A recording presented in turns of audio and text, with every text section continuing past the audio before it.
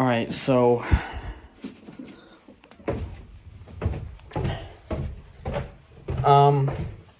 wasn't planning on this today, but a fan just arrived in the mail, so this is the start of a new video. So what's up, guys? Welcome back. Which knife do I want? We got Slicey Slice or Stabby Stab. Well, Stabby Stab opened a couple fans before. We're gonna go Slicey Slice today.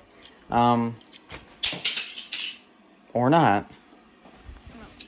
I keep dropping it. So, as you know, I'm in the midst of recording, like, a bunch of videos, okay? And literally, I'm putting together the 47. I had to go upstairs, use the bathroom, which is still running, right? That's what you're hearing. I went upstairs, used the bathroom, and I walked by the front door, and I'm like, what the heck is that? And I look up, it says eBay, and I'm like, now that fan was supposed to arrive 2 days from now on Friday. So it's a little early. Like, really early. Like, I wasn't planning on it. And I didn't have a tracking number or anything, so I didn't know when it was coming. But, so, I have no idea what's even in there. It's supposed to be a fan with a stand. I literally just bought it because I need a stand. Because right now, my basement fan is that. It's just the spare Kellair on a wooden chair. I figured, I'm going to be down here doing a bunch of projects. It would be ideal to have a stand, right? So I went on eBay, and there was, like, a bunch of them for, like, $400 million, and I didn't want to pay that, so there was that. It came with it looks like a 47, but I don't know what model it is. I really don't know what fan's even on it. I barely looked at the pictures. I'm like, oh, it's got a stand, decent price, and I just bought it, so at this point, I don't care if it's, like, broken, because I can pretty much fix anything at this point. I mean, I've fixed so many. I mean, look what we're doing. I'm literally repairing a Marco motor right now. Like, come on. I'm happy and I'm excited. I'm just kind of a little, like, annoyed to a degree. Because, like, I had plans for today. Like, I wasn't supposed to be filming anything today. I have to get this stuff done so I can edit and then make more room on my phone to film more videos. And now, I can't, like, you know what I mean? So it's like, I needed to do things to prepare for that fan to arrive because I have other projects going on, and I didn't have enough time. It showed up already. I have to record it now because I want to get the package. I want to record myself opening it, so if there's damage, I can say, hey, I didn't do it. It was, So basically, whenever the fan arrives, I start recording, and then that's when the video starts. So, that was not on my bucket list for today, but not a bad thing. It was just I literally just spent like 12 minutes planning on what I'm gonna do in my day today, like by list. And now I'm not doing any of those things. Well, I could probably still put this back together. It's the 47's motor. Yeah, the 47's been apart for 2 weeks. I basically just forgot to work on it, and it's just been sitting there in pieces like for a long time. Because you can blame the S23. I got pretty distracted, so like I am now. Where's that knife? Alright, I gotta grab my tripod. So let's go open this fan and quit yapping about other videos that no one cares about right now. Okay, this is exactly how I see it. There's some damage here. Some damage here and here. Alright, let's start with... Oh, this is really light.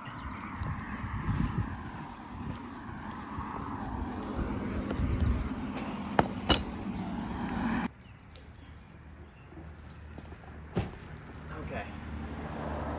I have to put it sideways because the shipping address is on that side. I don't want anyone seeing it, so whatevs.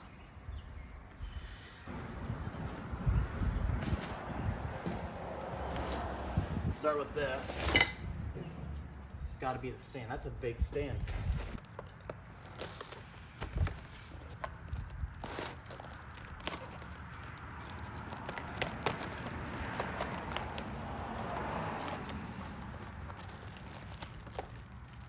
Hardware, okay.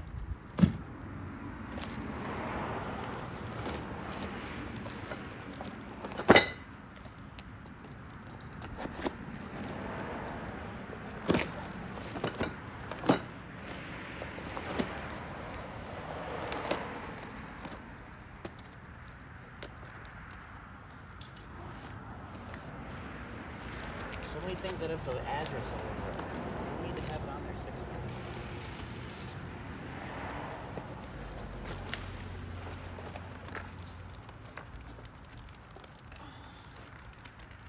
Man, he don't want you in here at all.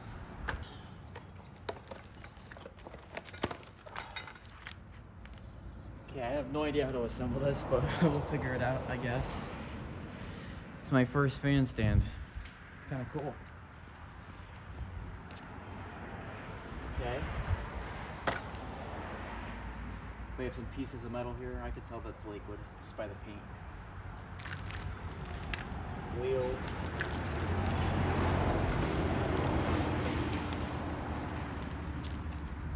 These look like just the legs or arms of it.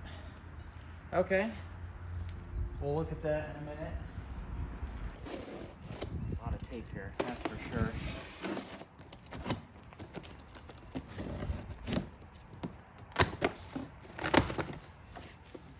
Oh man, that smells. Got a good whiff of whatever this was. Okay. Cardboard. Cardboard. More cardboard. Vinyl blind. Vinyl blind. What is that? Oh, there it is. This must be the other part of the stand. Because there's, obviously that's not a part of the fan, so that's the stand. Okay. Cardboard. It's very yellow.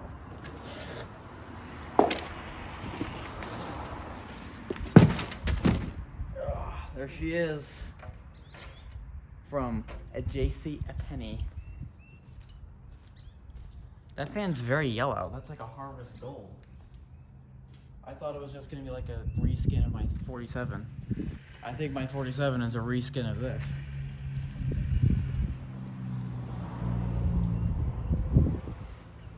Yeah, I mean the paint is pretty bad. They got that in there, there's scratches. The paint is pretty bad, not gonna lie. The plug, oh, ew, what's the word? Replacement plug. That's wonderful. I don't want that in there. It looks pretty good. Let me turn the camera because we have a flag and it's in the way. Alright, so it's just a reskin of my 47 basically. So, can't say I haven't seen this before. I'm literally working on the same one in the basement. Now the model sticker is gone. I think. I see something in there. Let me look. Oh, wait. The model sticker is in there. I can't read it though. It just says caution. The model sticker is faded. Or it could just be really dirty.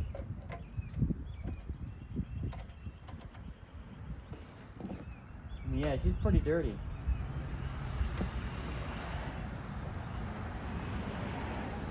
The plug looks really weird. I don't think that's an original plug. I don't know. Alright, we're down here now.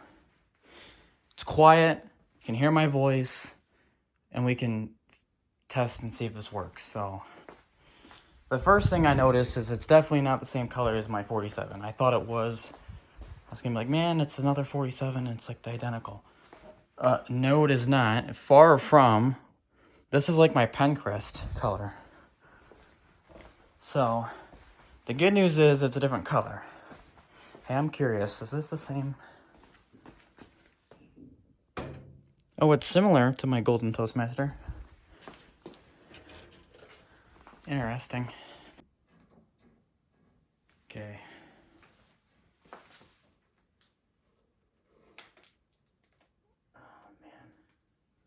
I don't like the cord on this, like, at all. It's, like, weird looking. It's not my typical Lakewood looking cord. Now, my only concern is I see all these paint scratches on it. I'm wondering if that stand is going to scratch the paint. Because if I need to use a different fan, let's say, for example, this one has a problem, right? I'm going to need a different fan on that stand. If it's going to scratch the paint on my nice spare Calair, that is a near immaculate paint job. You know, I don't want to be putting circles into my other fans here, like carefully just. This rubber is like. Leave me alone. Okay.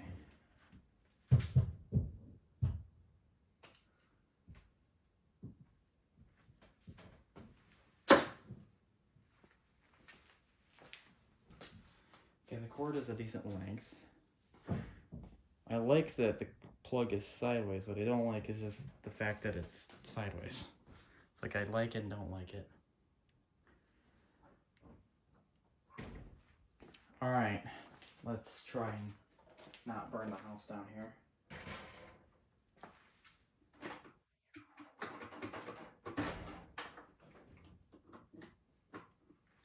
Okay, now, in case you don't know, just some context, my P47 had a problem with the thermostat where it was arcing.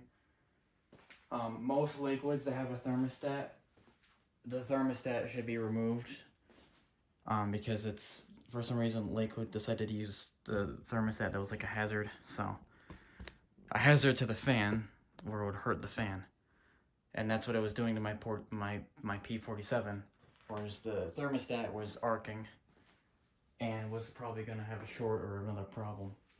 So, there's a chance I might just bypass the thermostat, take the wires out of it. I don't know yet.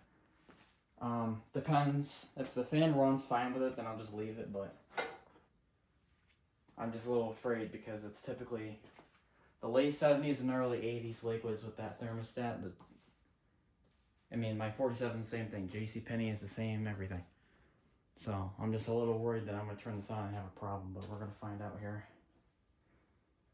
I don't know which way this goes. Alright, so let's go this way then. Okay. Can't really see that well. I want you to be able to see the spin down. Here is high.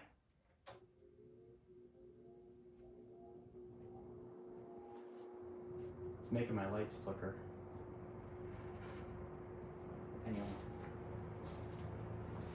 Now that is running really, really slow.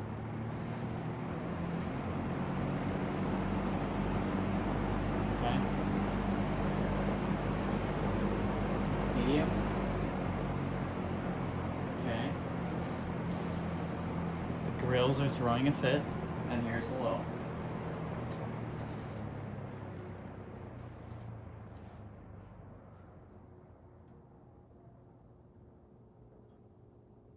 This thing is like struggling to live.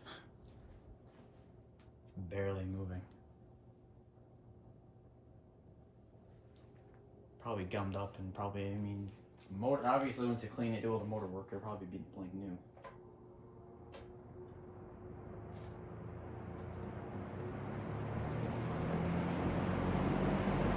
Thermostat.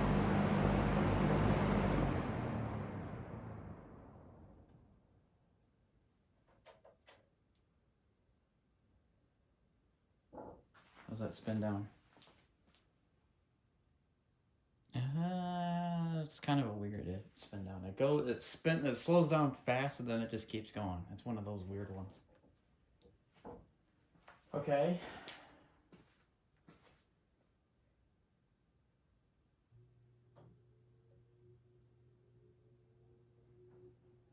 Reset seems to be fine.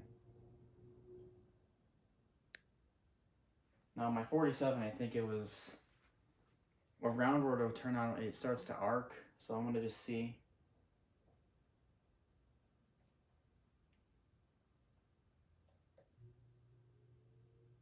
No, it's fine.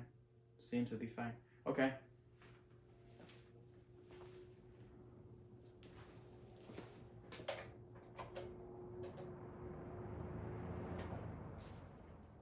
Well, there's the basement fan.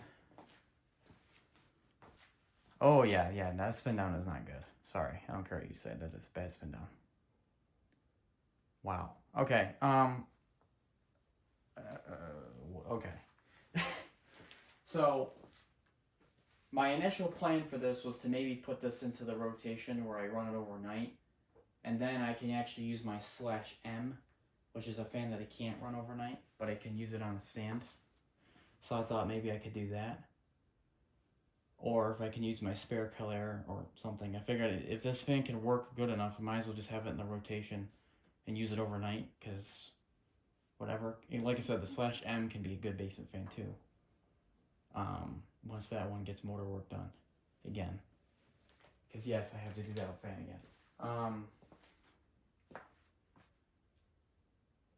There's nothing else to show for the fan. I think I'm just going to unplug it and we'll deal with that later. I bought this primarily for the stand, so I can definitely use this fan. I just, right now, I don't care. I'm just going to put it over here. So now, let's see if we can get the stand together. Alright, so here's how I think this goes together.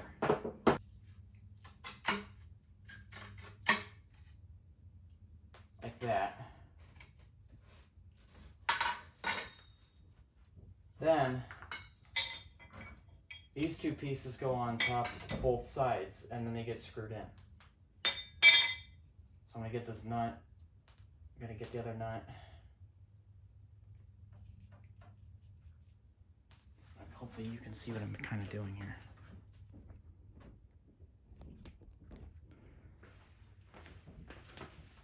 So you just put that on here like that. Try and pass that through. I'm going to get all new hardware for this eventually. For now, this will have to do.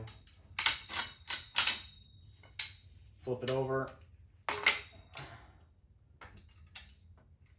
Hold the screws in. Make sure I get the other foot that has the black on it.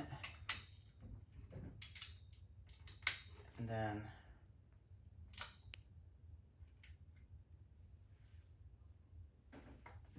grab the two nuts here.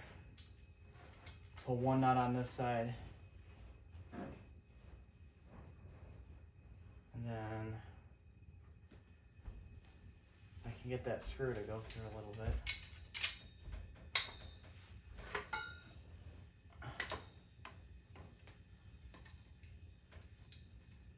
I'm gonna manually hand screw that a little bit until I can get it.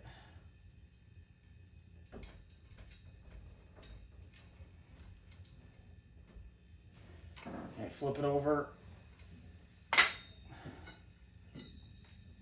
Same thing with this side.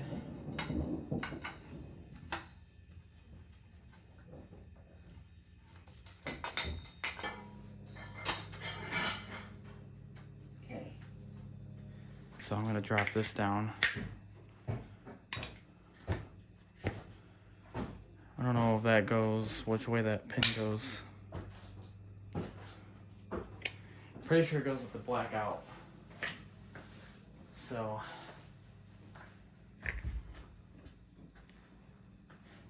we have this is the outside.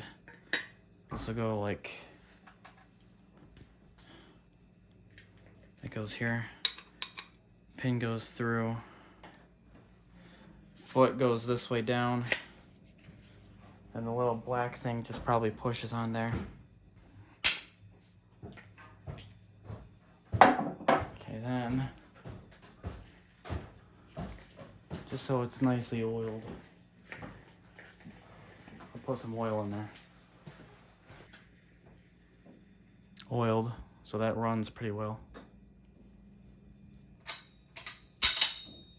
Whatever. Can't complain. It's a fan stand. I mean, it's cool. Been doing this for 10 years, and this is my only fan stand. Never ever had one. You'd think I would have ran into one eventually. But nope. I haven't.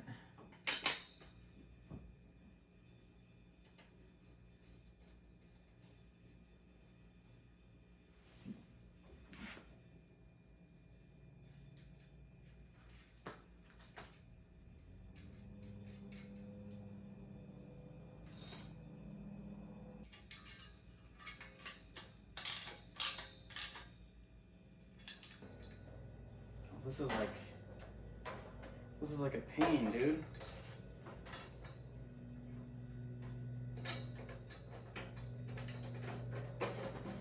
There was like no easier way for this to happen.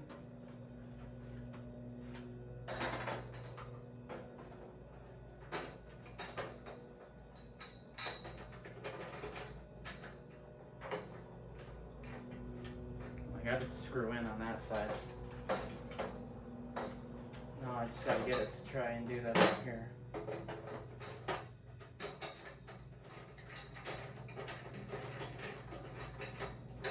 This is like not what I thought. This must have been like the cheaper stand or something. Oh yeah, see, look, the stand rubs right against the fan there. It's not very good.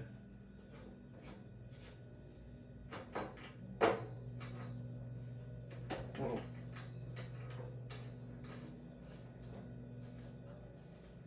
Yeah, that rubs all over the cabinet. What the heck? Who designed this? An idiot? And then it scrapes against the cabinet on the sides. Alright, let me see. I'm gonna try and roll it around. See how this goes. So far everything's been like haphazard.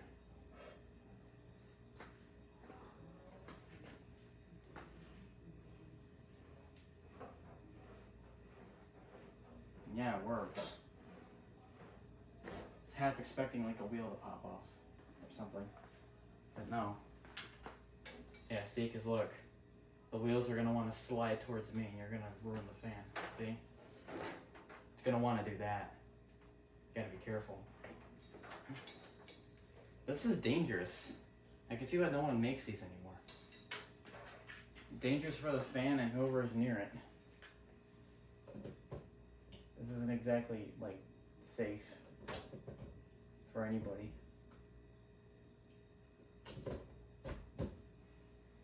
But that's what I like, is I can plug it into the ceiling. It's weird. Not used to this. This feels like abnormal to me. Like the fan needs to be on the ground. Why is it floating? You know what I mean? Okay, you get a startup sound right here. Try and tilt the fan. Okay, here we go. Here is high, I think. Nice and close there.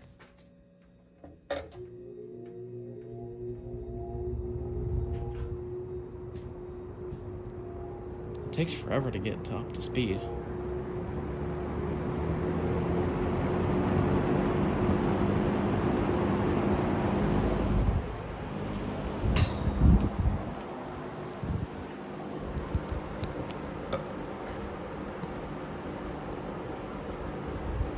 It's alright. Pretty decent breeze.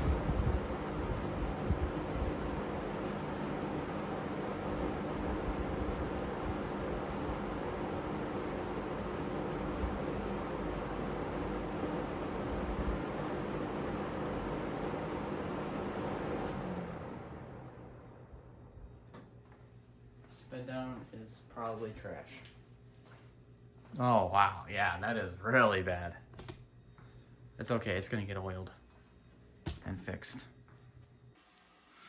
So this is a lot later, and I finally got the 47 back together, so that's done. I did some other stuff today. Liquid shirt. So that's cool. Ooh. Oh, it's starting to crack a couple places. It's pretty brittle. Okay. Just gonna put that back here. Yeah, we're gonna have to take the motor apart. That's not gonna move. Figured maybe it's a couple good hits. Alright, fine. Be that way. Alright, so it turns out there's missing screws on this fan, so that's wonderful. Alright, you gonna be nice? Or we're gonna have a problem here. Alright, cord's stuck here, so what I'm gonna do is just leave that on the ground. I don't feel like breaking the slat right now. So we have to do this like the really hard way. Like you have no idea. Okay, so I have to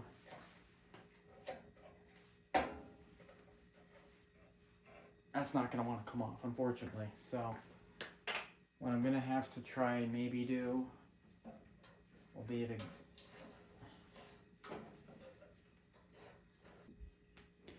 okay, we're gonna take the screw out.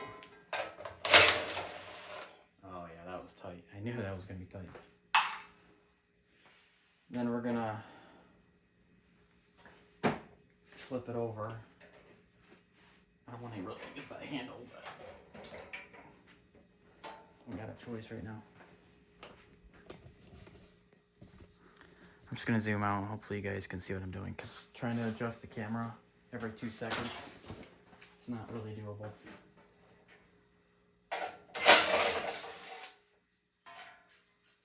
Okay, that's stuck. Come on, are you gonna be friendly at all? Can we move that blade? Well, what the heck is that? That's real safe. No switch bag, no cover, no protection, just bare wires hanging out. There's exposed terminals for the thermostat. You can't see any of that, I don't think, but... yeah, the terminals for the thermostat are just exposed, so if something were to touch those two together, you would short the whole fan. Use 2 flathead screwdrivers. I'm gonna try and carefully without breaking this. For some reason the thermostat ones don't come off easily. I don't know why.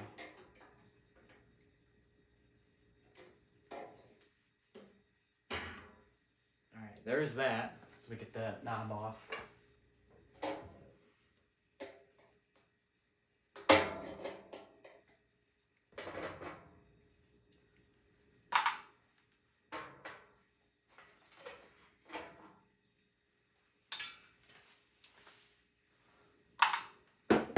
Okay. Okay, now we're going to put it back this way.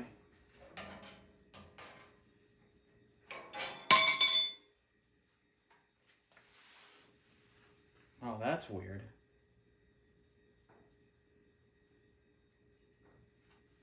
Pretty unusual.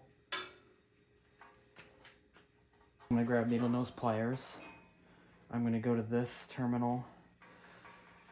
And if that will play nice, maybe I can just get it to come off. Or maybe not. And I know it's crimped, but figured it would be loose over time. Like it, yeah. So there's that, and then the other one we can just unscrew. Hopefully you saw that. Untie those. Okay, there's the thermostat. That's by that self now.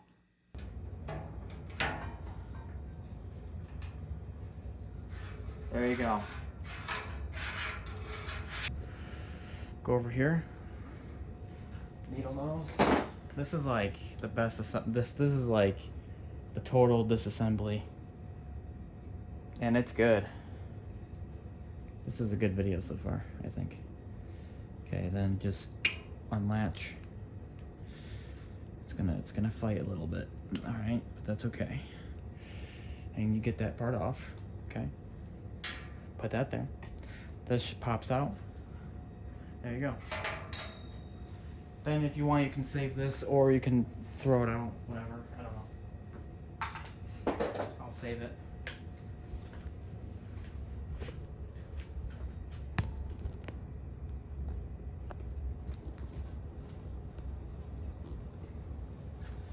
Then once all that trash is removed, you unwired the thing, you got the clasp thing out.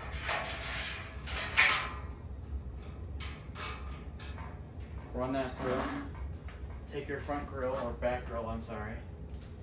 Take it from the plug. Run it way through. So I just break the slat on the one side, and then, I can skip all this. But since I'm going to take the I'm gonna take all this apart anyway. I did it this way first. But you can do whatever way you want. I personally just break the grill to get it out. Just break a slat, you're done. But there's 1,000 ways you can go about it. Okay. This goes there. Cord goes over there. Okay, fan time. Now, remember the blades are stuck on there. Oh no, how do we get the blades off? The blades are stuck on the fan and we can't get them off. Please help me now. Perfect.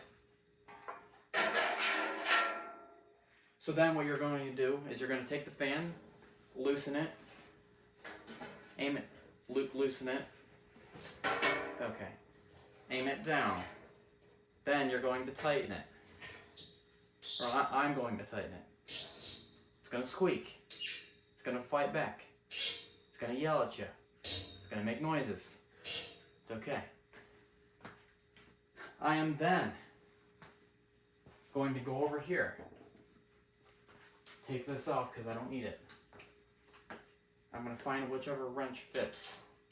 Definitely not that. I don't know where that went actually.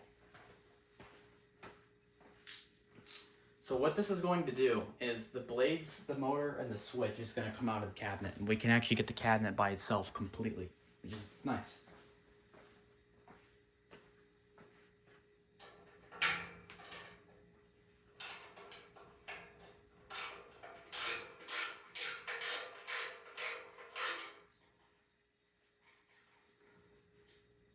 I don't want the motor to fall, because that would just break everything.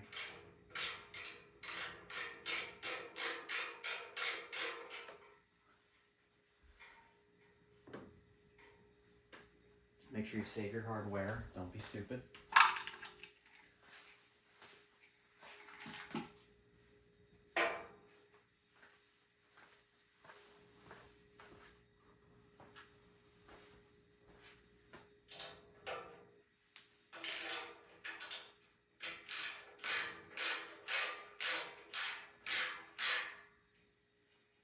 Okay, I'm gonna leave that one just hanging. Then I'm gonna get this one.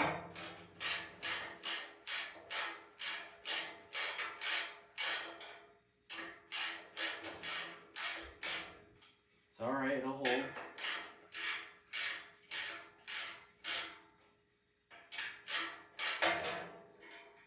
I know it's scary. Just have faith.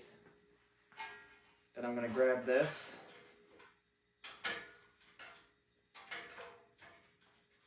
Unscrew it with my hand. And it's out. Okay.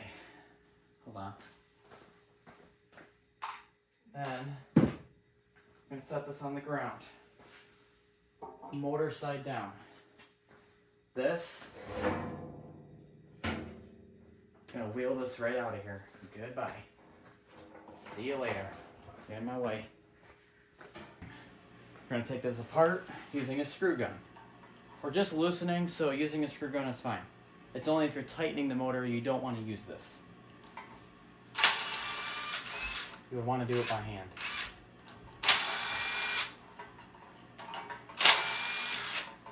Okay.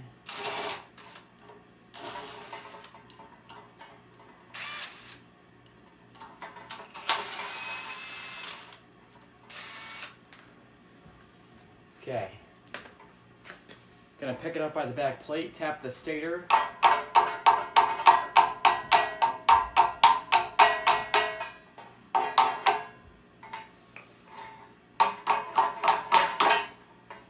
Okay. I'm then gonna run this down the wires out of here. Pull the stator out with it.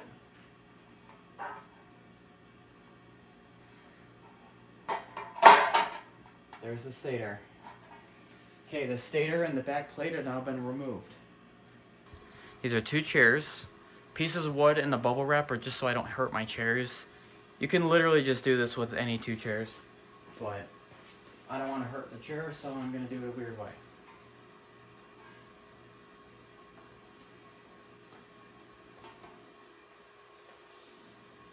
Okay, I'm gonna try and figure out how to do this. This clamps are in my way. I don't want to hammer onto the plate. So I need the wood to be in between the blades and the plate. Otherwise, I'm going to hurt the bearing. I made that mistake before with a 70s Marco. Not going to do that mistake again. So I got to rig this in here. It's possible. There you go. I'm going to do it again with this piece of wood. You got to do it a weird, funny way. It's okay. And then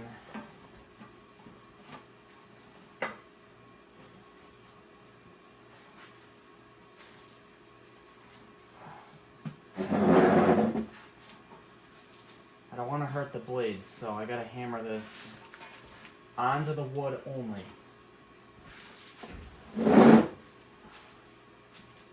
So here we go. So here's my rig. So when I hammer, all the force is going to the wood, not the blades, because I don't want to bend the blades. This should maybe work. I've done this 2 other times and it worked fine, so let's hope it works. Let me get a socket and a hammer and go into town on this thing. Okay. Once you only have to do this once. I mean, if you have a gear puller, you can just use a gear puller. I don't have one because I don't need it. I'm not buying, you know, metal bladed Lakewoods on the daily. Okay.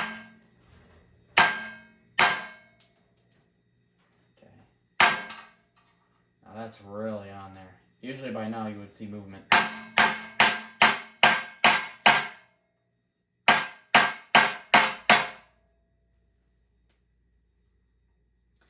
And yeah, you could put some oils in here, and I don't think that does anything, because where it's stuck, it's still going to be stuck.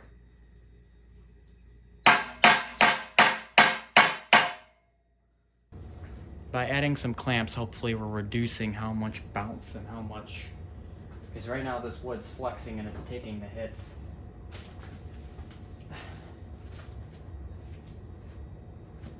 Let's see here. Try again. Oh yeah, you hear that? Hear the difference? This should be taking more hit.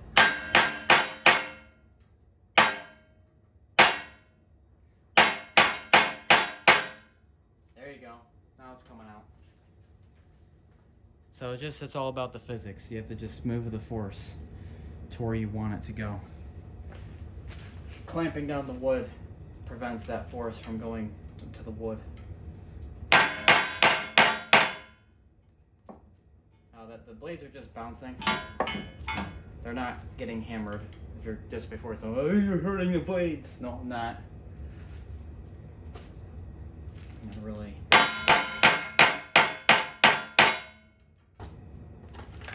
You got this bad boy. Oh yeah, fits right.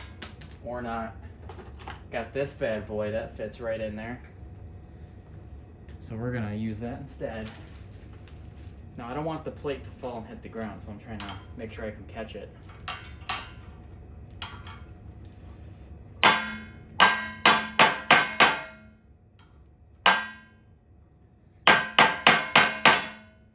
kind of trash.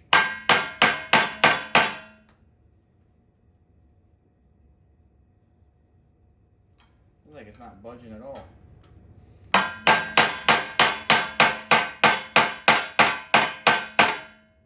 There we go. Now it's coming through. Man, you gotta really hit that. Wish I had something to catch, because that plate's gonna fall and... Wait. Maybe I got an idea. My garbage. Put the garbage can under it. Here.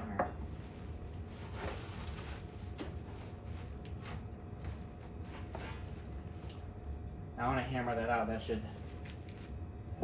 the garbage will catch it a little bit, so it won't break something.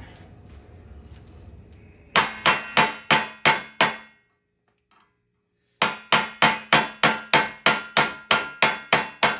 on, let go of it already. Let go. Thank you.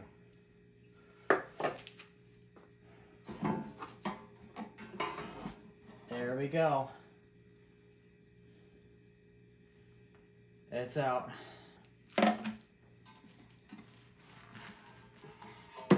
That rig is really nice, I'm telling you right now. Accomplish a lot with a rig like that. Okay, we're going to free the wires here without removing them from the switch. I'm going to carefully Dremel the metal here.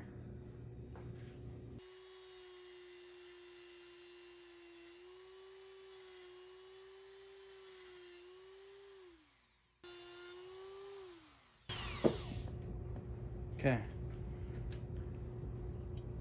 There you go. Okay, now that that's by itself, back to here. Now, if you're wondering why those blades are so hard to get off, it's because Lakewood actually puts a dot of paint in here. That's all paint coming off. So we can just hit it with this Dremel, and that should help get it off.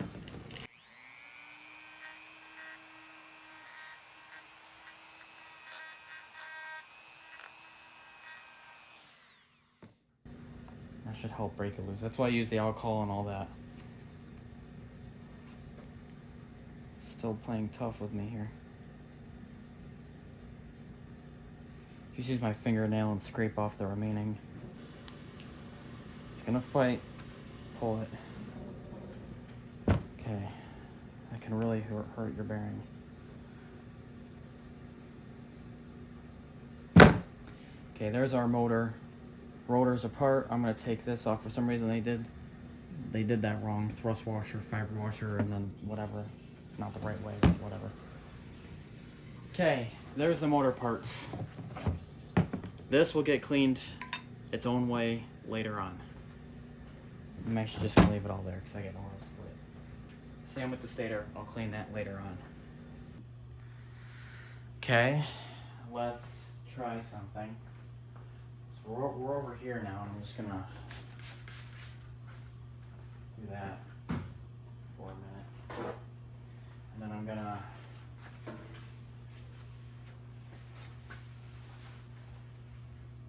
see what comes off, see if this gets a little bit brighter, see if it does or not, I don't know. Does this get any cleaner? Not really. Looks the same.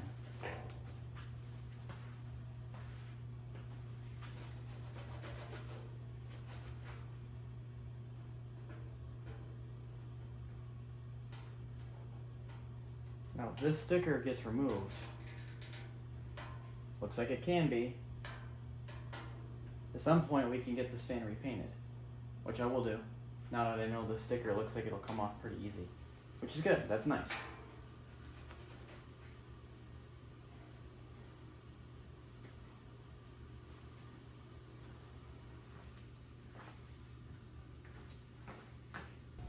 Alright, well let's see another thing. Let's see how dirty the bottom is. Is that dirt or is that rust? Because at this point I can't tell.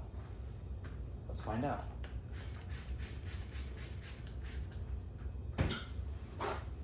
Alright, here we go. Okay, well it's disgusting, but it's not coming off either, so I don't know what it is. Wait, hold on. No. Some of that was reflecting. It looked like letters. It's not. It's not letters, unfortunately. This is really dirty.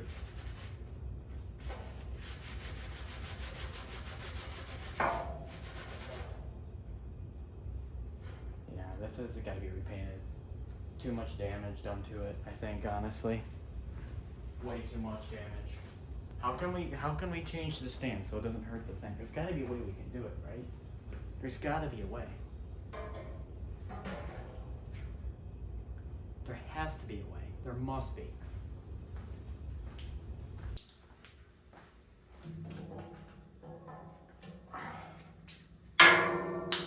Alright, let's try that. That it still isn't.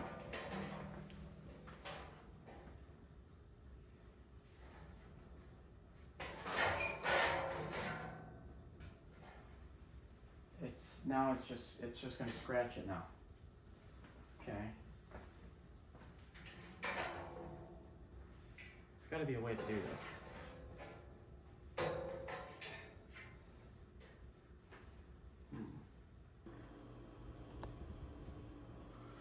Okay, so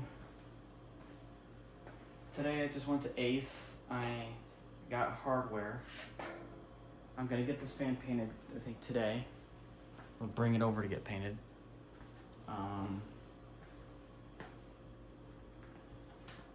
So I got new hardware to test out to space these out, like I was saying in the last clip.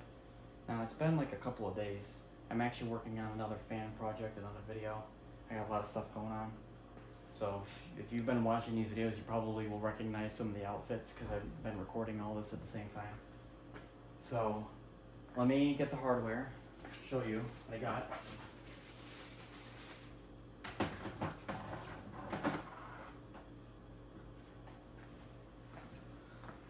So I got all new nuts right here, nice and shiny.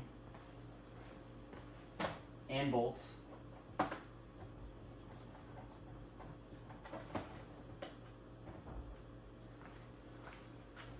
I got rubber washers, the big one for against the fan, the small one for against the bar, and then in between I got 2 thrust washers for both sides, so that way this will still be able to spin freely, because rubber on rubber has got a lot of friction. And if not, we can just do the rubber on rubber, if that is what I decide, so that way the fan will stay in a certain position. If I need it to blow down, the rubber should be able to keep it there. We'll see, we'll play it by ear, but I didn't want the rubber to be a problem or not be enough of a space. I can always go get like a third one if I need to space everything out a little bit more. But so let's test this out. I gotta do this now before I get the fan painted so I don't scratch the new paint whenever that decides to happen. So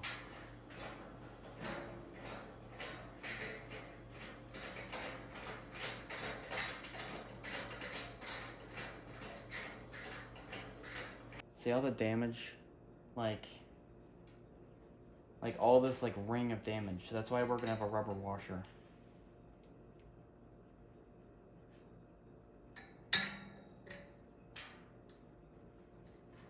And then against that, I'm gonna have another thrust washer, another thrust washer.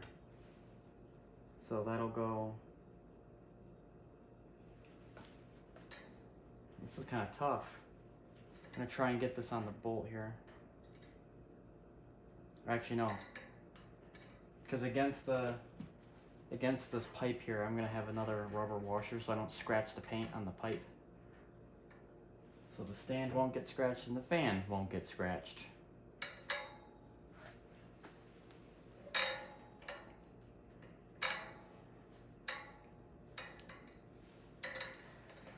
Okay, then we just have to it's kind of tedious, but whatever. See if I can get both thrust washers on there. There we go.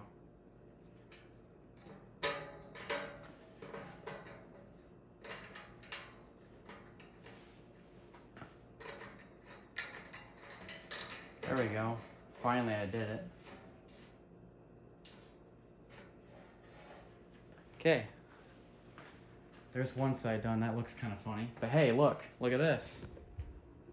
There's a nice gap between, so this won't scratch the paint on the top half. I can almost get my fingers through there. Which is good, because that means now I won't have to worry about trying to bend the bars a weird direction. All right.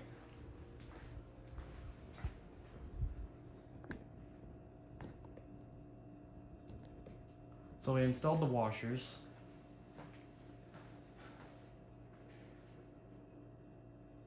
Right now the fan doesn't want to stay still, which is what I expected. I knew. But look, no scratching, no contact, right? I can grab the bar without hurting the fan, because this.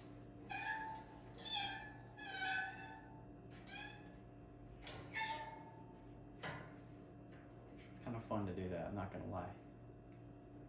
And if I want to, I can grab some oil and really actually oil those washers. Just maybe get rid of that squeak, but it's hard to say. Oh yeah. That spins like freely. That's great, it's just now it's not gonna stay, so we have to figure out the next problem.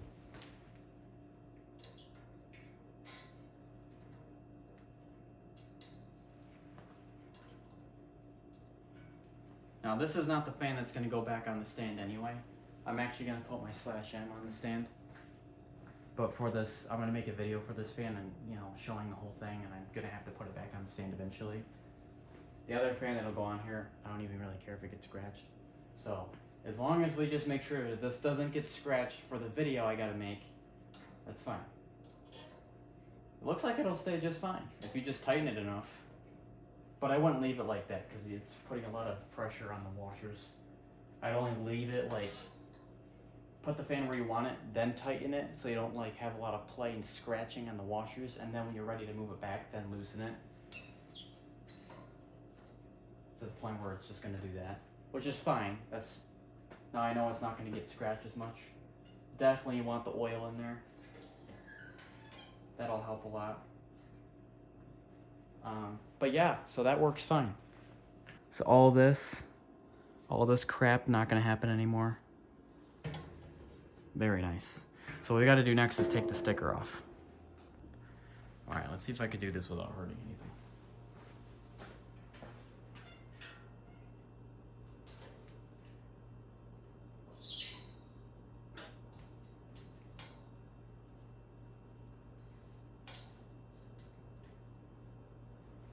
So you just tighten it where you want and then leave it.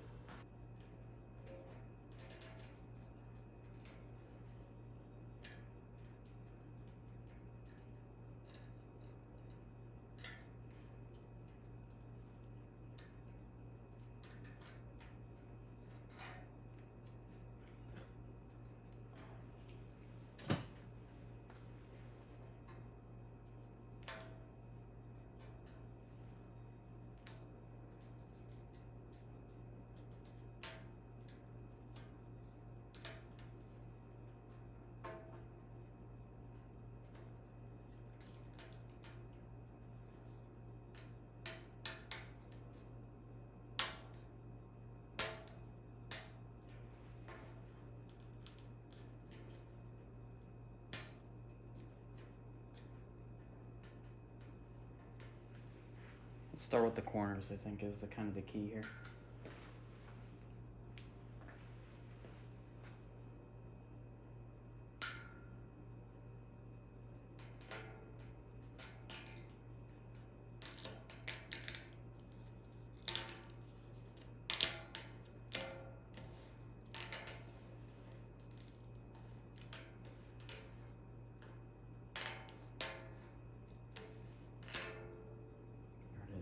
Wow. Wow. Look at the color difference. What the heck? That is so weird. Look how dark that is compared to the rest of the fan. So that the paint like aged from something or what? Here's the back of the sticker. It's all like in a weird aluminum pressed thing.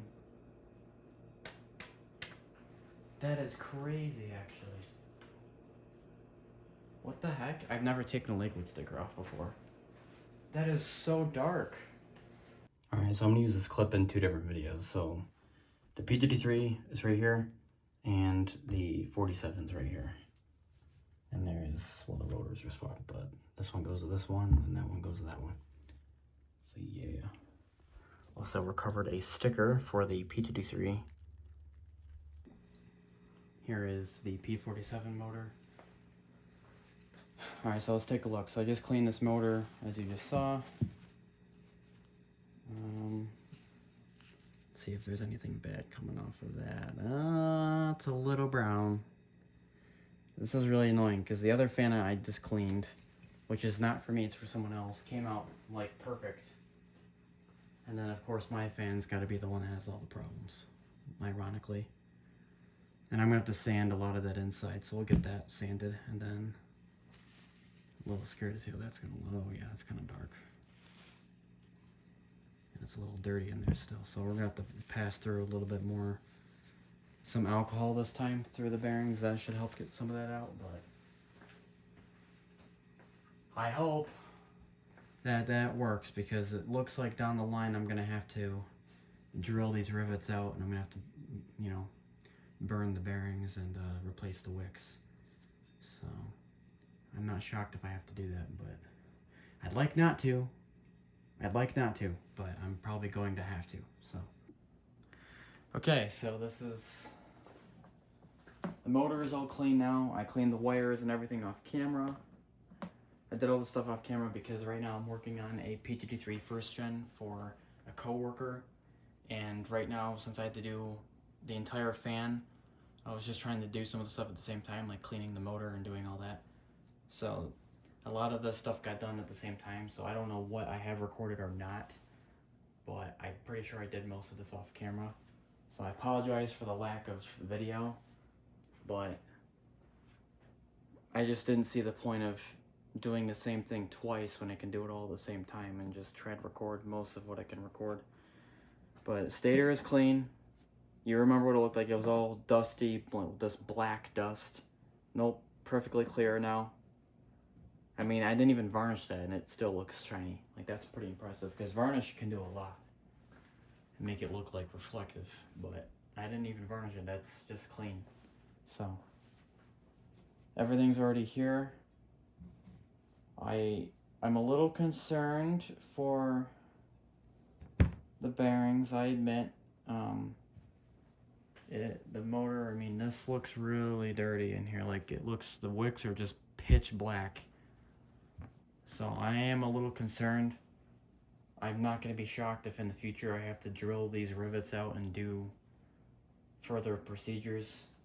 I'm hoping I won't have to, at least for a while. But, because right now, I can't do that right now. That's too much.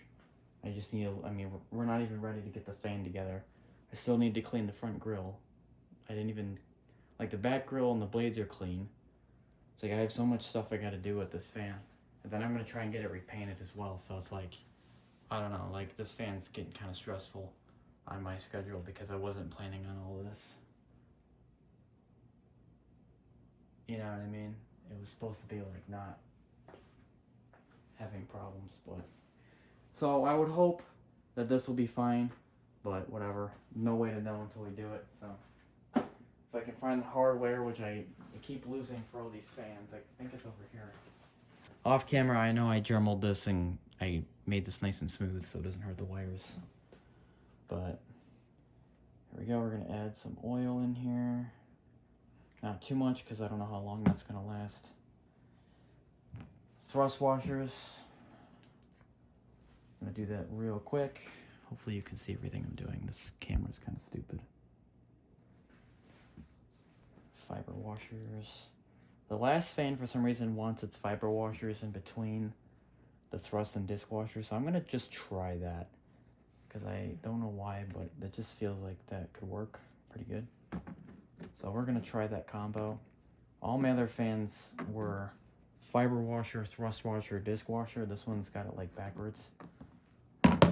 So let's try it. This might be something interesting or good to know. Learning experience. I'm gonna oil the shaft, but I'm not gonna put it on just yet. I'm just gonna have that done for me later. I know that the white block on this later square sater, the white block always goes on the front. So we're gonna lay that where the wires can go into the back and run through that little hole. I'm gonna line it up with all the motor holes like that. Lay this back down. We're then gonna take our rotor shaft thing and we're gonna seat it in there. It's gonna be turning, hopefully. Looks like it is. Move this over for the camera so you can see a little bit better. We're then gonna take our front plate, take this 3-in-1 blue can. I quit using Zoom Spout because my Zoom Spout like expired or something already, and it's only like 2 or 3 years old. And this is 5 years old and looks the same as when I bought it. So I'm not sure what happened with my Zoom spout, but I'm a little turned off. So for now, I will be sticking with 3-in-1 Blue Can. There's just that little thing. In case you're wondering, I think 3-in-1 Blue Can is the better oil anyway. I never really believed in Zoom spout. Didn't think that was a thing. People act like it's better than the other one, but I don't really think so.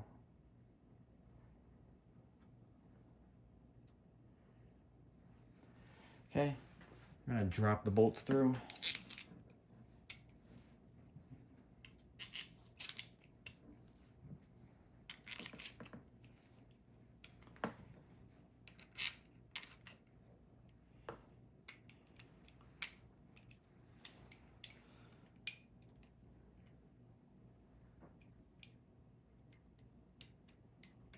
Come on, this one's like, these carriage bolts like to be weird with the square part.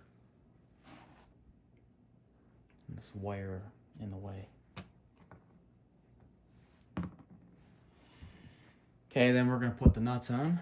Only so they're hand tightened, no tighter.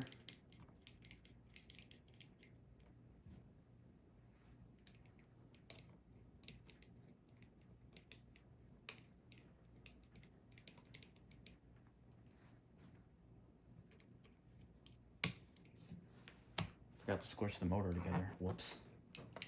That was about to be a misalignment right there, but it thankfully wasn't.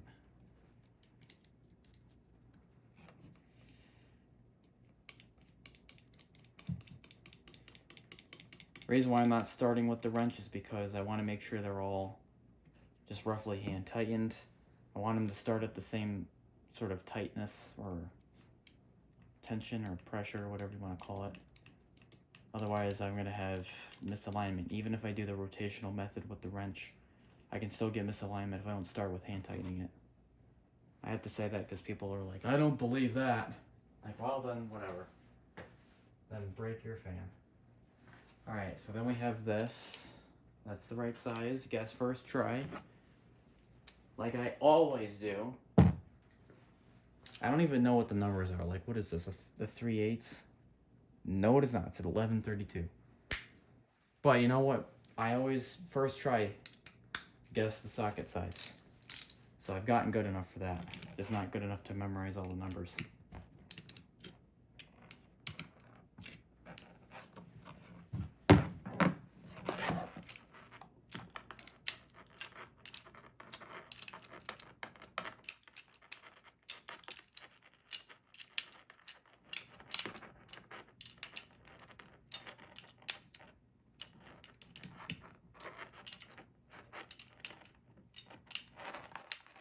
Notice my hands at the top of the wrench. I don't want to make this too tight. I want to make sure it's just right. And right there is how exactly where I want it. I'm gonna hit this shaft to align my bearings. I can see we're gonna get a little more. I'm seeing a little bit of misalignment here. I could just see it.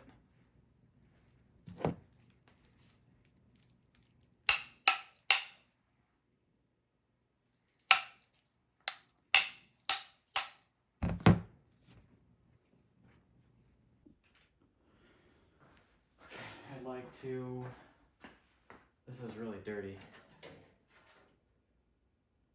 More than I want it to be. It's gonna have to do for now. I'm gonna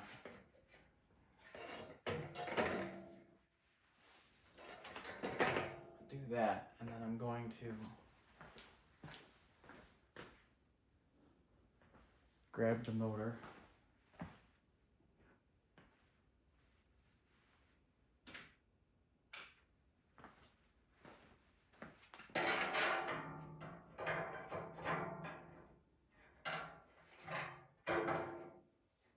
Put in that.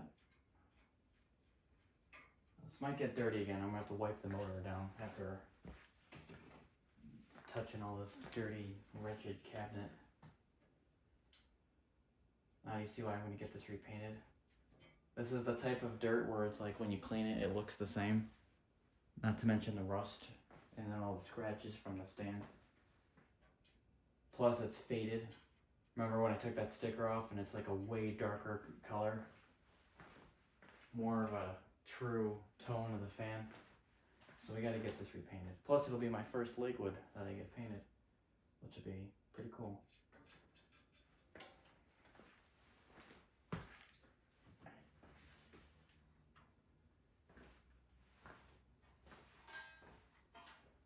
I'll tighten the set screw a little bit because I loosened it pretty good. Okay, I'm going to get the flat part of the shaft up.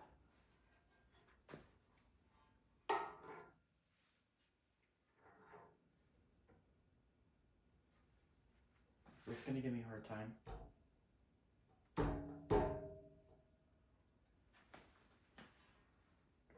My S23 tends to do that sometimes too.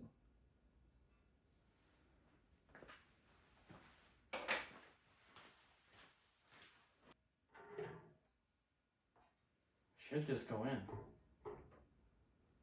It's like really not wanting to go on there.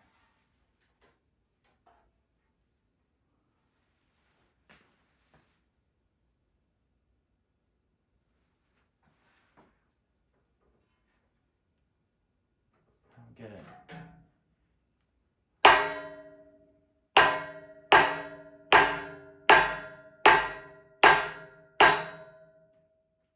Hopefully that works a little bit.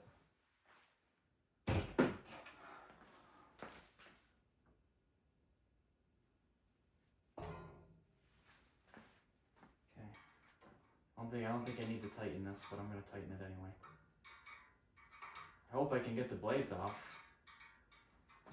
That was a little unnecessary. I've never had, usually the ventilators, once you get the blades off, after that they go on and off like really easily. I guess that means I got to sand down the shaft a little bit more and on the inside of the blades. There must still be some gobbledygook.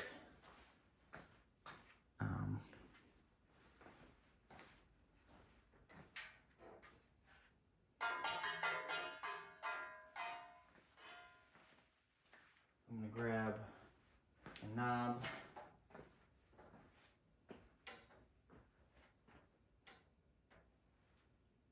What the heck?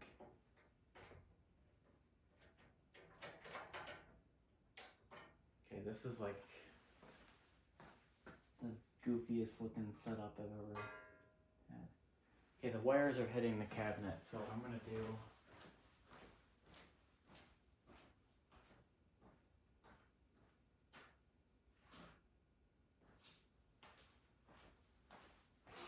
because the wire covers are dirty, so I'm just going to use this instead. That's a twisty tie. A hope and a prayer, and that should do it. Or maybe not. Maybe I need a bigger hope and a prayer. Still hitting like half the wires. Okay. Alright, this is good enough.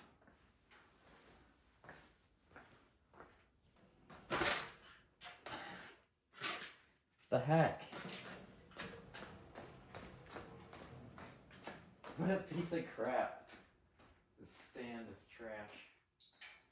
Okay, right here, with all these wires hanging down, nice and safe. Okay, let's do a test spin to make sure it doesn't hit anything.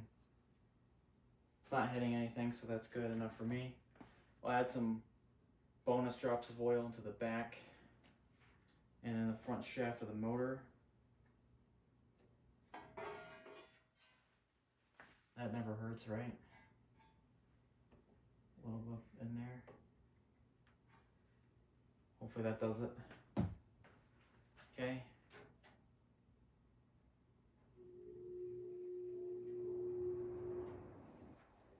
Okay, what's funny is I turned it and then it didn't turn on right away. Oh, it's okay. The wire just fell out. Let's try that again. Here's high.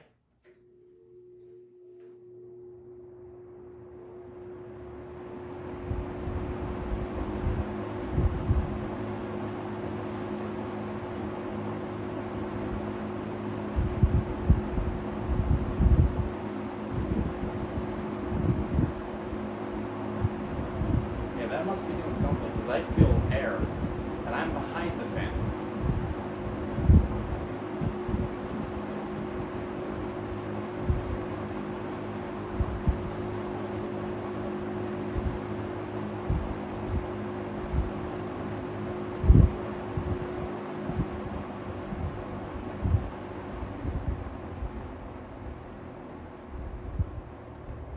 Well, it runs better. It's running like my 47. Which is the fan right there. It's running like that. I like how this wear is like 2 seconds, like 2 millimeters away from touching the blade. Nice and safe. Stupid freezer making noises. Sounds pretty nice on low. Getting a bit of a wobble here. Probably because I hammered the blades 100 times. Probably offset them. Or it could be just the stand is trash. That too.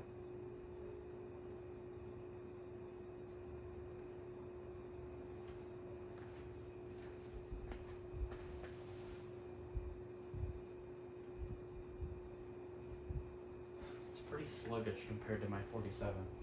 Hopefully that will, that motor will clear up. Need to run it for a little while.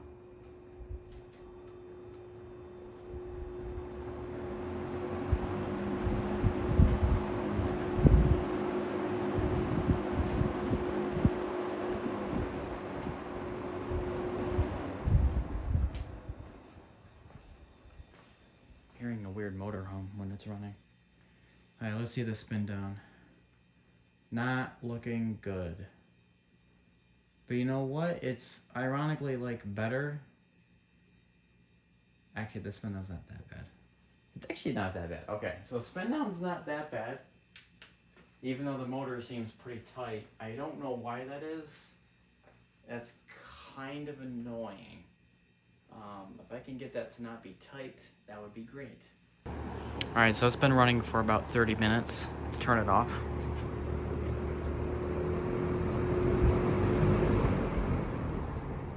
Uh-oh.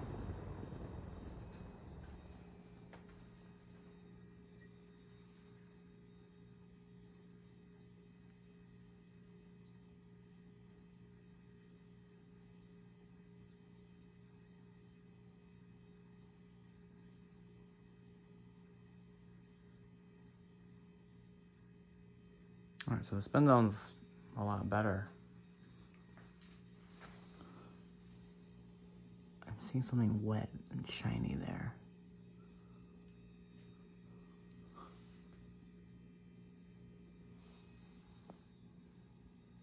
Yeah, okay.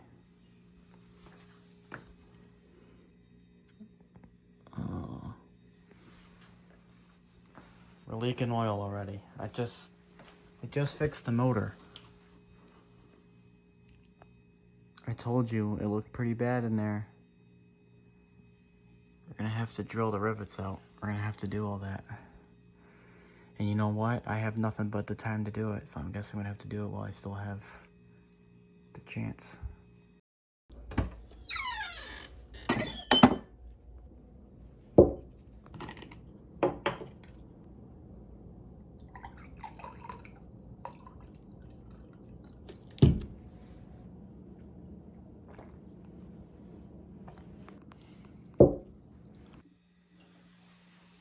Alright, so I'm probably going to use this clip in 2 different videos, this exact one.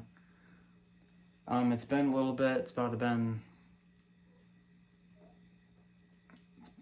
about 2 days-ish, kind of. I got food poisoning a couple days ago, and from eating some tacos, same thing I eat, I wouldn't say regularly, but, I've never had issues. And yeah, so that knocked me out for a little while. And I haven't been able to be down here, so for the Joanne fan video, it was literally that day. At the night of that recording of me cleaning the cabinet, after finishing that recording, I started to feel sick, probably an hour after that. And then that was Sunday night, and now it's Tuesday night. So I was trying to come down here earlier, which is why you saw like there's my slash M's down here. And I could barely like lift anything because I'm just weak right now. This the food poisoning knocks you out a little bit. And yeah, I'm expecting another fan, one that's being painted right now, that's supposed to be done tomorrow. Which means I think this fan here that has the stand and all that needs to be, you know, disassembled and whatever to be painted. And so I just have a lot of things going on. You know, I spent all day just kind of resting, but not getting any sleep because I'm in pain, from like muscles and stuff, and just a lot of stuff. So I haven't been able to sleep. So I've been like resting, but not really sleeping or resting. I've just been laying there, you know, kind of miserable. So I just kind of forced myself to do some editing, and then after that, I was just like, I'm not accomplishing anything. I mean, I'm getting some editing done, but it was just, I mean, this whole day, that's all I did. I mean, I woke up late, I barely ate anything, and then I'm down here after doing all the editing and other stuff, and just kind of like, again, not really accomplishing a lot. I mean, it's hard for me to sit still. I have to be working on something. I have to be doing something. I can't just be, it's hard for me to laze around. It depends. I mean, I can laze around, but like if I have stuff going on or if it's nice weather outside, I'd like to be outside or do something here. Like I can't sit still. I cannot rest. I am impatient, and it's just the way I am, unfortunately. So, of course, like I said earlier, I tried to come down here to work on a little bit of the other video. I wasn't even down here for about 7 minutes, and I had to leave because I wasn't feeling great. I'm not saying this to make anyone feel bad for me. Don't feel bad for me. I'm just explaining because I think it's important to know, like, my mood might be different, or I might seem a little more stressed out, or I might not just seem that well. No, I'm not depressed. I just have had food poisoning. I'm recovering, and it's kind of knocking out my energy, and I'm very like out of it right now. But I'm trying to force myself to I need to get this stuff done, you know, and it's just the way it is. So I'm just giving you some context because I think it adds to the video. I think the more transparent I am with the video, the better it'll be in the end. So that's what I try and do. But yeah, I'm also just kind of saying that because I never had food poisoning before, so that was kind of odd. If you had it, or you're, you know, I mean, pro tip, if you have food poisoning, drink Pedialyte. Like that, you need to drink Pedialyte. You need electrolytes, stay hydrated. Biggest thing is stay hydrated. And don't try and take medicines that'll suppress the vomiting or anything. Like, just vomit as much as you can, actually. Like, if you have to like make yourself gag, do it. Like, get it all out, because the faster you do that, the faster you can recover and heal. So I'm just not trying to like make the video weird, but I'm just saying someone might watch this, get food poisoning in a week, and then be like, hey, that guy said something that I might need to remember. So I'm saying that in the vein of that might help someone. So yeah, got stuff to do. I don't know what to do. I have 2 different videos right now that I'm trying to record. Like I said, I'm gonna probably take this clip and probably, you know, split it here and there per video, but I'm trying not to say too many things where I can probably just use the whole thing in 2 different videos, but whatever. So yeah, let's start doing stuff. Alright, so earlier I got this off the stand and I got those inserts out for the stand. That's what I was trying to do off camera. I was kind of sick, and then I just didn't really bother anymore, but I got them out. Looks like they're just square nuts with this kind of metal bracket on them. Just kind of weird. I don't know why the camera's kind of doing that, but Yeah. Kind of weird. So, hopefully, I don't know. I mean, it's doing a lot of damage to the cabinet. I mean, you could see right there where the inserts were in. I mean, it just ruined that square hole. And I'm kind of afraid that it's going to do that to my Slash M. Now, my Slash M, to be honest with you, doesn't have the greatest paint job. I mean, it's got the nice leather finish, though. Because it's a Slash M, so it's going to have that quality to it. I just, I don't know. I have to figure this out. So, plus now the cabinet's got, like, it's bent in a couple of places.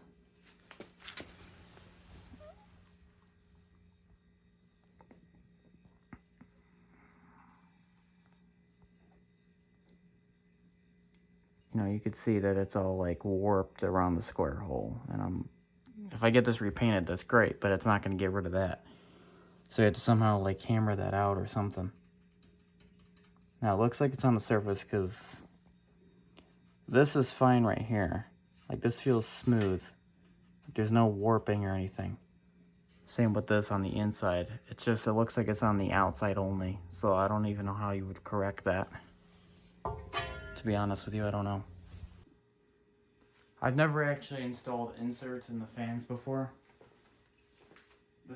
I'm testing it on this fan because truthfully I don't really care what happens to the holes. I don't want to hurt my good ones. Not that this is not a good fan or anything. It's just it's already in really rough condition, and it's at this point, you know, what are you gonna do? This right here is the attachment for like a wrench socket, and it's square. So I'm gonna put it on there and just tap it with a hammer, and that should hopefully help.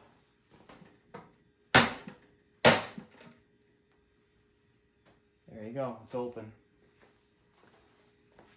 Never done that before. On camera you can't even really tell, but it is open. Let's do it on the other side too.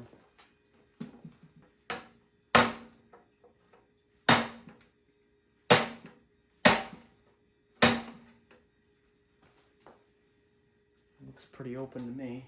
Okay. Okay. That's removed.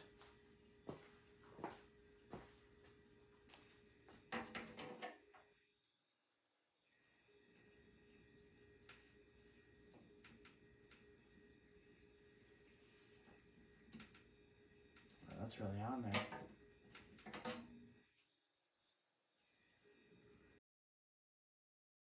I cleaned the inserts and I even re-crimped the metal around the sides with the vice grips, so that way they're, you know, tighter and you know they don't jiggle and they're not a problem anymore. Then I have to pop in the top.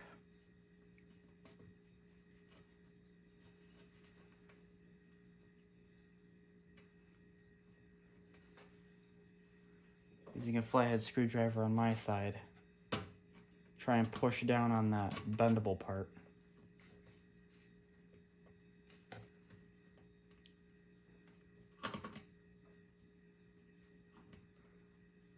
I don't know if you can see any of this or... yeah. So then... just have to worry about getting it in there. Now this is really tight.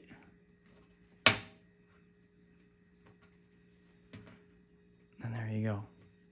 Just like that, it's inserted. Now I'm just gonna push up so that way the tension is not on the bottom. And this is ready to go. Alright, so let me see if I can try and get these the fan onto the stand here.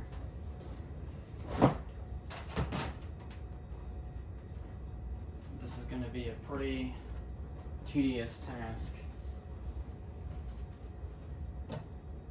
Start with the one end. I'm going to put the washer on here that needs to be there.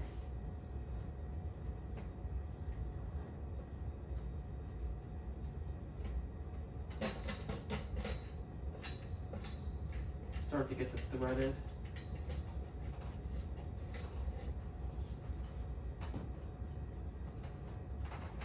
While holding the fan still, I'm going to go to the other side, pull this out past the fan. I'm going to put the other rubber washer on. I don't know if you can see any of this, hopefully you can. It's tough to record everything well. If I had like a cameraman, it would be easier.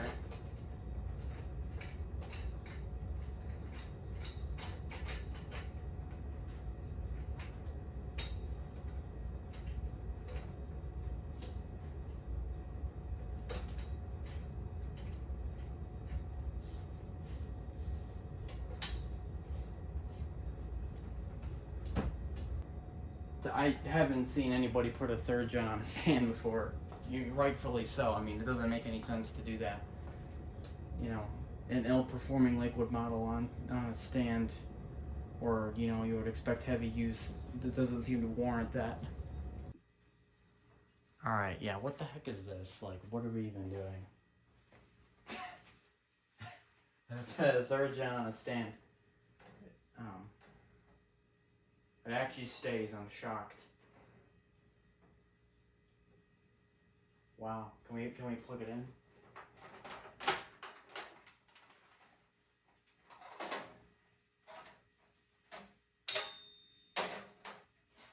Or not? Because there's like 6 knots in the cord. Maybe sometime in the century we'll get this plugged in. Hopefully. I'm gonna work on some electrical work eventually and get more outlets on the rafters here, or joists, whatever you want to call them. Just so I have more access to this type of stuff. But also this fan's got like a 4-foot long cord, which doesn't make it really easy at all to work with. So whatever. Nope, I just made that a double knot. Nice going.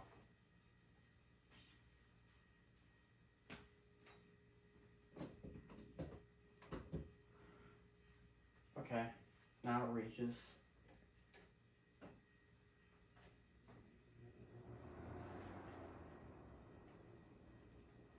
That's low. Do you see why I don't use this fan? That's a low speed. It's barely moving. Now the motor does have problems that I need to still thin out. But yeah, that's a low speed right there. It's a pretty weak low speed if I'm being honest. I mean, it's just like a gentle breeze at most.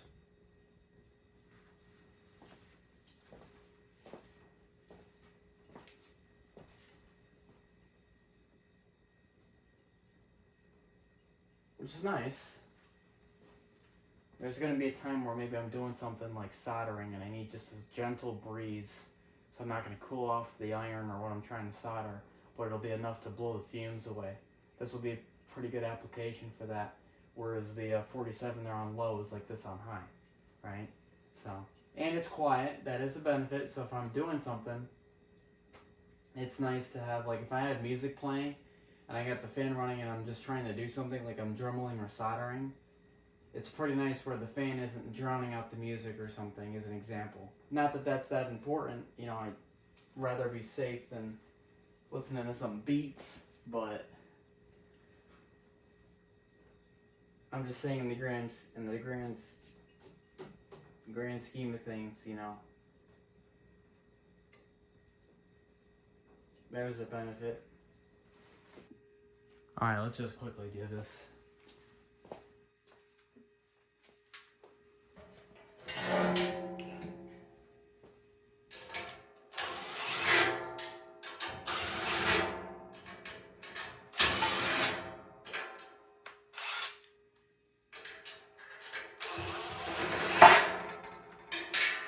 Okay. Let's get this out.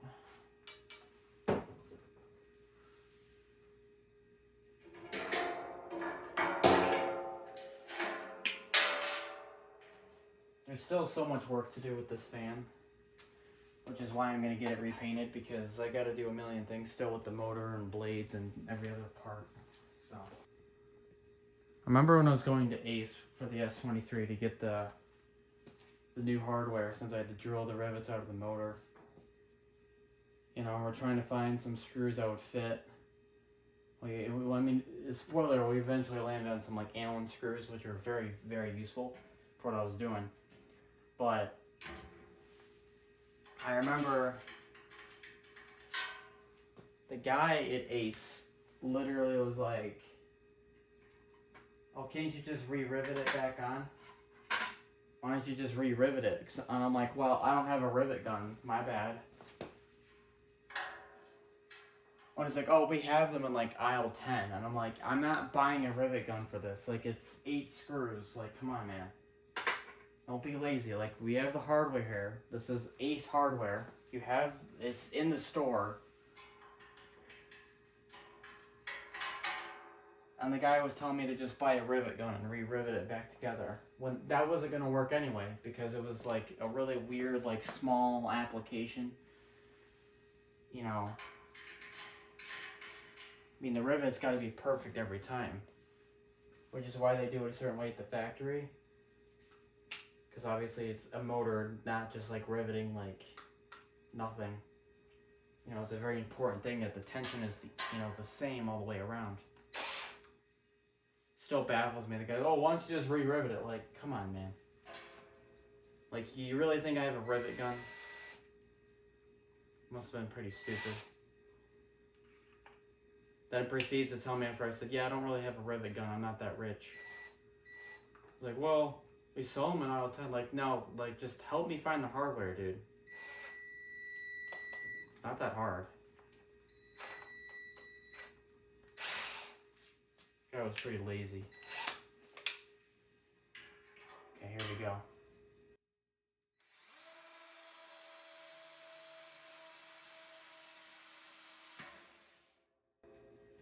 There you go. Why are you drilling the feet out? Because they have to sandblast. They have to sandblast the cabinet, and if I leave the feet on there, they're actually going to melt them off. So, I think we'd like to have the original feet on, right? So, we're going to have to drill them out, then we could just put screws in afterwards. Man, those are in there.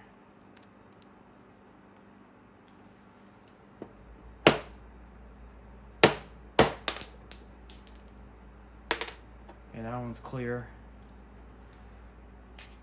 That one's clear. That one's clear. Oh, this one's clear too. Okay.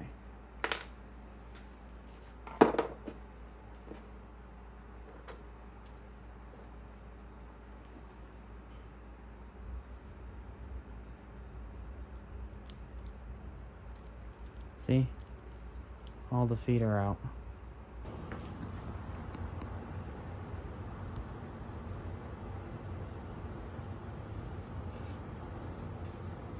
Yeah, it's not that bad at all, actually. It's pretty good.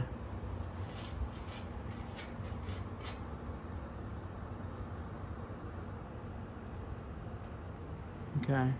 We might need some thicker screws, though. That I did not account for. It's nothing a trip to Ace can't solve, you know? So there you go. So they go to paint this cabinet. Now the feet will be preserved.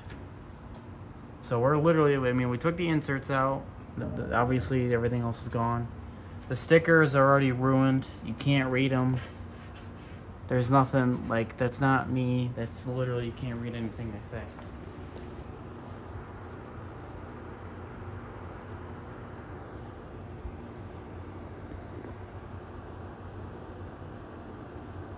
Like, you can't read that.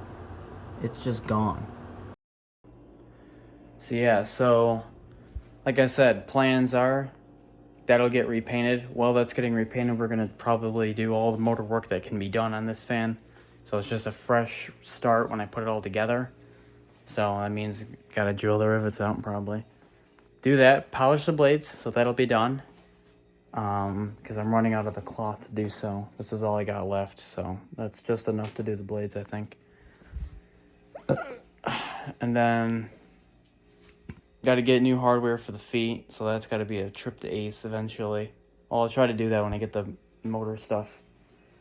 And, I don't know.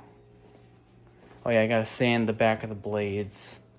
The front grille is still dirty, so that's gotta get cleaned. The feet gotta get cleaned and worked on. Stickers, well, stickers are stickers. Nothing I can do about that right now.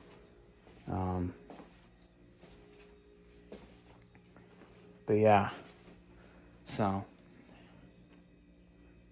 still a lot of things to do. But the good news is, like, by the time the fan is done being painted, everything should be ready to be, like, I should be ready for it. And then assembly will be just assembly, and then it will be nice and done. You know, like a nice final assembly, like that 3713 that I was working on, that blue one that I got painted. Very nice video. Go watch that if you're interested. But yeah, it'll be like that, I'm hoping. So it's painting time.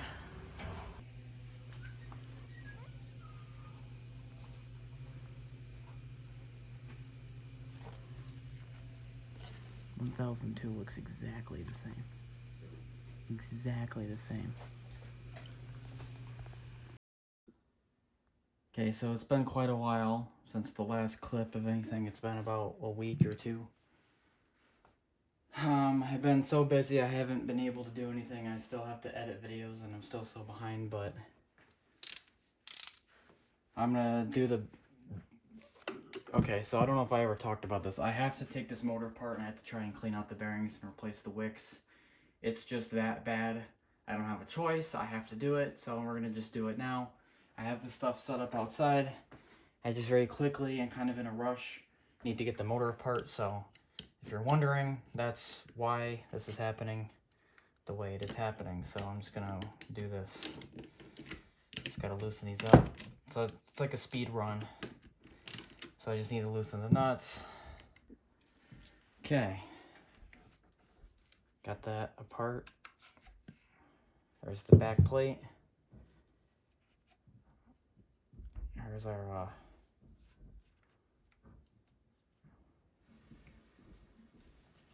I don't know why they do that.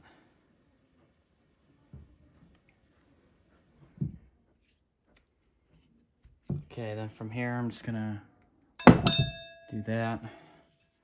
Okay, I don't need the stator, I don't need the rotor.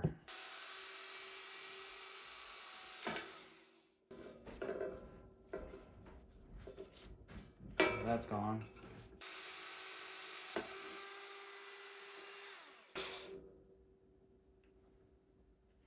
There's like smoke coming off of that. Okay, I'm gonna hold this, tilt this forward, make the mess here.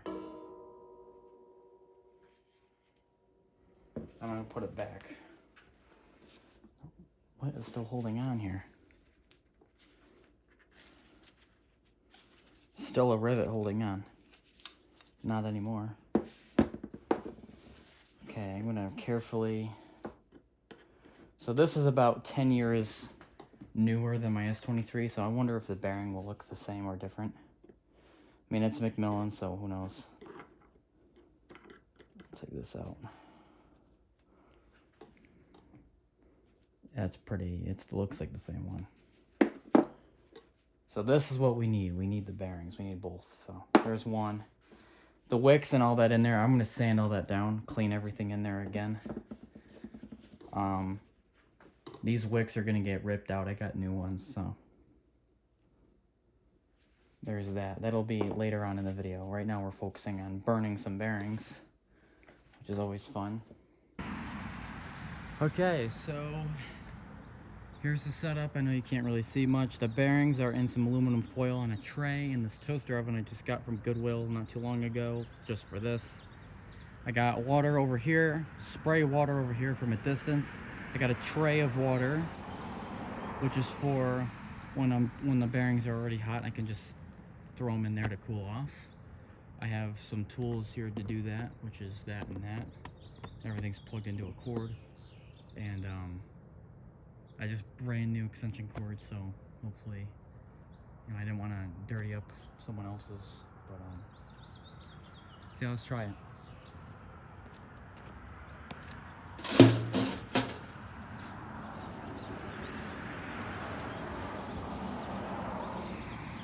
I've done this before, actually, in the house. I mean, it works. It just creates a lot of smoke, so that's why we're out here. Because it's taken the oil off of the bearings that have absorbed over time. And I already rinsed them in the sink and tried to clean them as best I could to get any surface stuff off, but they're pretty bad, so this is going to create a lot of smoke, I bet. We'll find out. Gotta get away from it.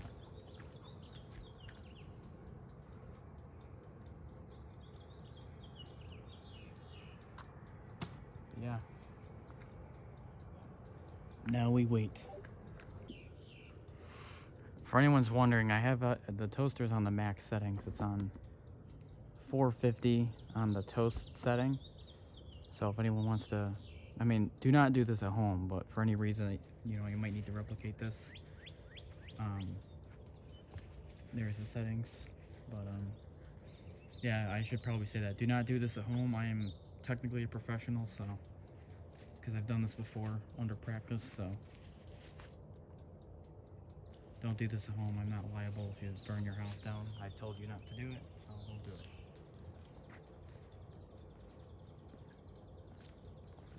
Is it working? I don't smell or feel anything.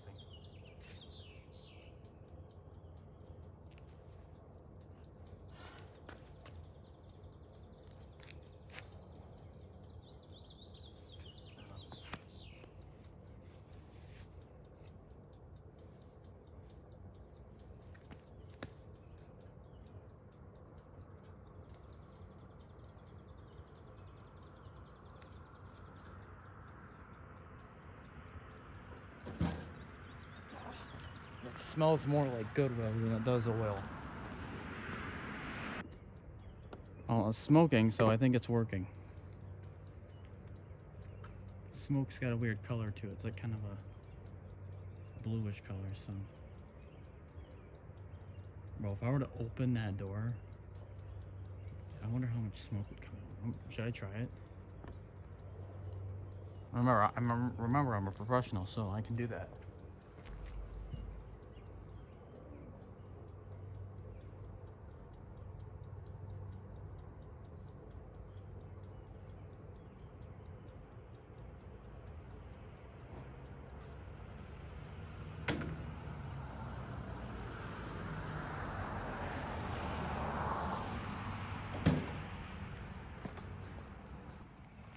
Alright, apparently it's finished, so let's do an examination here.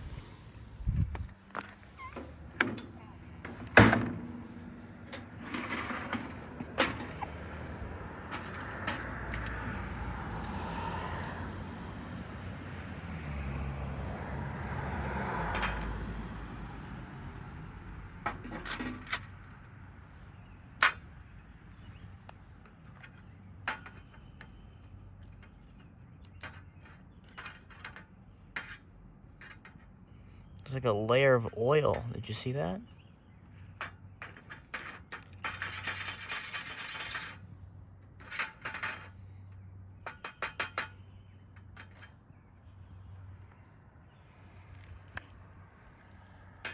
Look at all the oil, dude. So it's another day.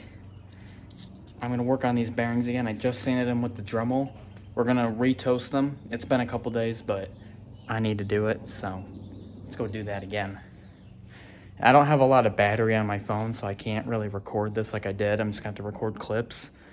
But I'll turn this camera around, I'll show you what I did. So I sanded the bearings down as much as I could. Tried to get the inside to look good as well.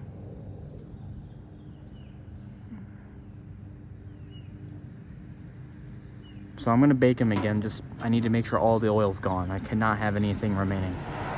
It'll ruin what I'm doing. Now one of these, I think it was this one, that looked like it had some oil still left in it. But yeah, I tried to get them as clean as I could get them.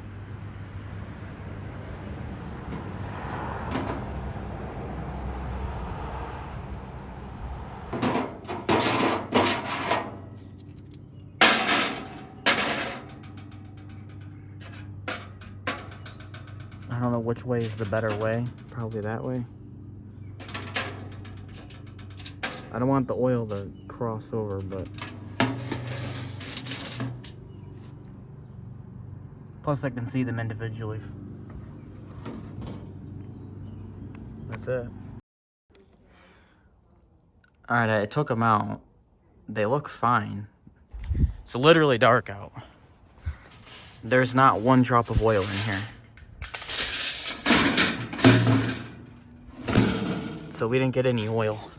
So I guess we're done doing the thing with the bearings, because I don't know what else to do at that point, you know?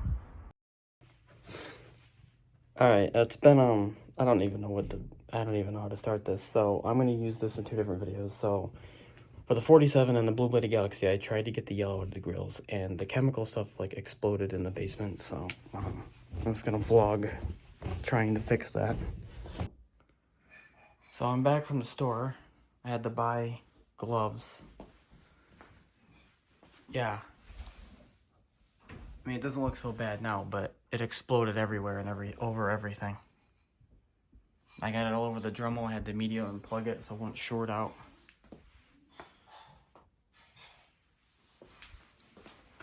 I rubbed it on the grills and then put the grills outside. It ruined the saran wrap that was there, which is now there, because it's no good. Ruined my gloves. Luckily, my fingers are starting to turn back to normal, but it made my hands turn white. Here is the Salon Cure. The whole top exploded.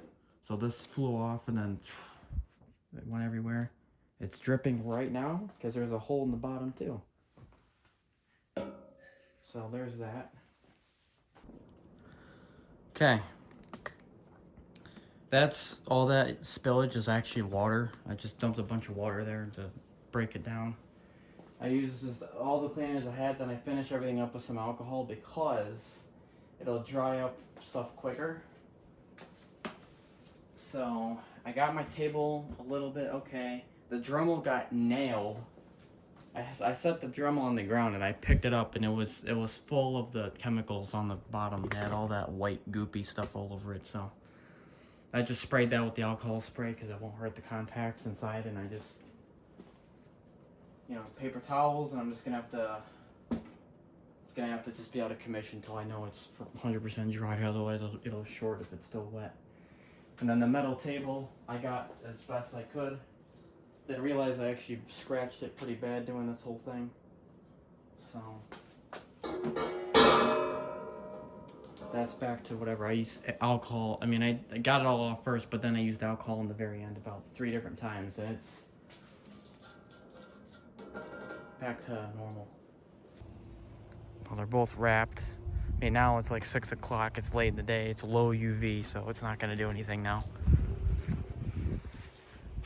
Kind of a waste of my day. I'm not too happy, but whatever. I'm gonna have to try and preserve whatever was left in that bottle. I might have to take that bottle out of the trash, put it like in a bag, and try and redo this tomorrow. So that way, while I'm at work, the sun will shine on it at the afternoon with the high UV rays. Right here, or I had them on this bush. Like a minute ago, I kind of had it right here. So it's like middle of the day. That'll be the better spot to lay it. But then later in the day, direction of the sun, you can put them against the bush and it'll shine on them like this. Direction of the sun. You can see my shadow. But whatever. Have to figure it out, I guess. It was just a thing I wanted to try and do, so that way when I put the fans together, it's nice. The little grills are nice and white. Everything's fixed. Now I'm not so sure it's gonna look like that. Okay. It's been a little while. I don't know, these clips that I've been recording with these grills, I don't even know what videos they're gonna end up in, but probably a lot. And since I was last recording stuff, the fan on the stand thing, or the 47 whatever video, I haven't really done anything with that fan besides all the bearing burning. And then with the Blue Bladed Galaxy, I just fixed that switch, but that was like 2 weeks ago, so it's like, the good news is I've been really busy, but I've somehow been keeping up on the work with the stuff I need to do off camera. All I need to do with the 47 now is clean that out. The hard part's already pretty much done. We boiled all the oil off the bearings, which are now over here.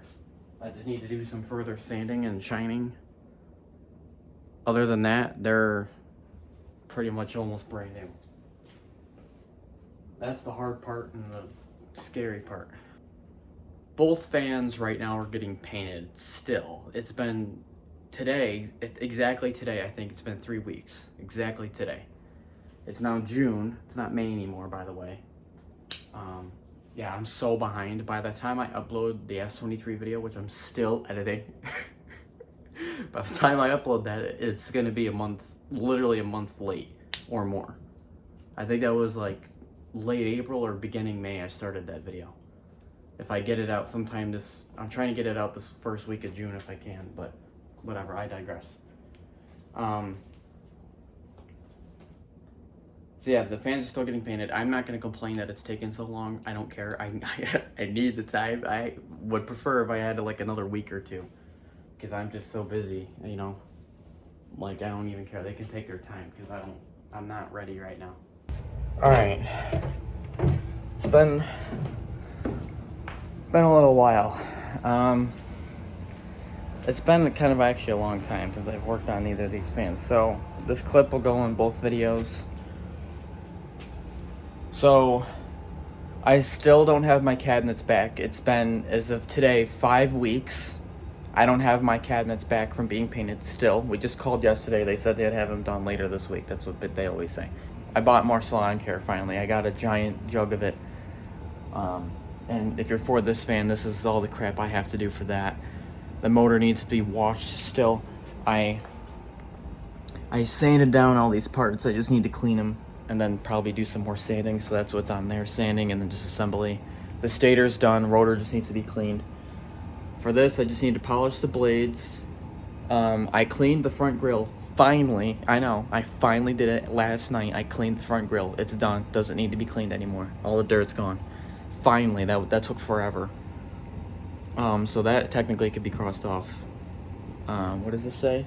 Oh yeah, Salon Care. I'm gonna do the handle as well. The handle's kind of yellow. So we're going to do the grills and the handle. And then the cord I haven't even seen since I got the fan, so I don't know where that is or if I need to clean it. And then, so yeah, this list isn't too bad. We can get this done today probably, as far as that fan goes. Same with Galaxy. I think it just needs one more day of Salon Care. I have 2 sunny days right in a row. Salon Care is good for 2 days before I have to reapply it. So I have today and tomorrow. I can just leave it out there if I want, and that should help. Bearings and everything are still here for that 47. I just need to clean them up a little bit further, do some last minute sanding and make sure they're good to go, because I did that weeks ago, so I don't know what the status is. So we're in good hands. I haven't touched anything in such a long time, but got good progress, obviously. Okay. It's done, finally.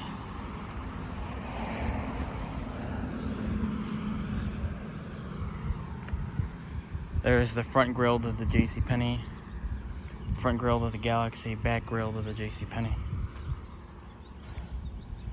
Put them on these bushes right in the sunlight. Oh, and the handle's right there. So that should take care of that, hopefully. Okay. Here's where we are now. So Salon Care front grille, that's being done right now for the Galaxy. So that's good to go. Obviously I can't assemble it until I have everything, so that I don't have to worry about that. JCP 47, grille's cleaned. I should cross that off because it's done. And then at the end of tomorrow, we can erase both Salon Cares, hopefully. I have one more sunny day, which is tomorrow.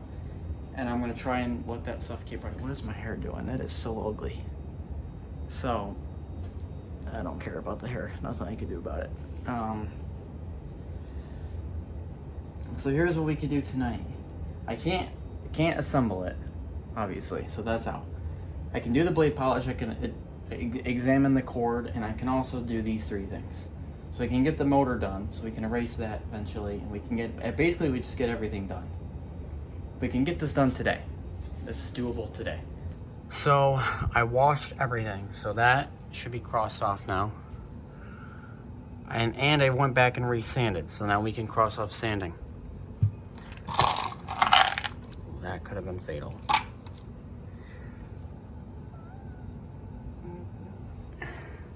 And that looks pretty good to me, not gonna lie. That looks pretty brand new. Look at that. It's a 40-year-old motor plate, and that looks brand new. I went back and did some more sanding to get rid of any remnants in those cracks and crevices, so that's done. The bearings, I went back and, or bushings, whatever they're called, I went back and I had, I sanded the inside. I had this right here. It's just the diameter of the inside of the bearing.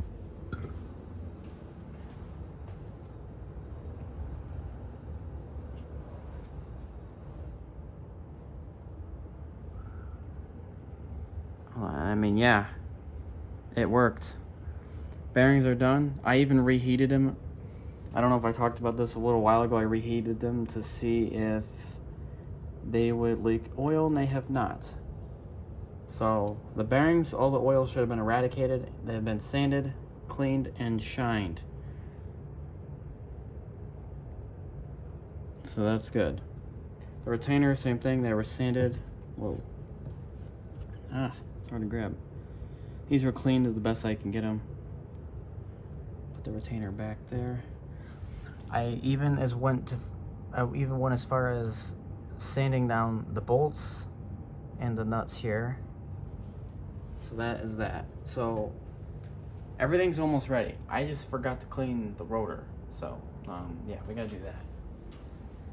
Very easy, because apparently I already started doing that. So a lot of the stuff here looks like it's actually done already. Like, it looks like I cleaned most of all this. But we're gonna go back and we're gonna clean it again. I think I did clean this, now that I remember, but I'm not sure.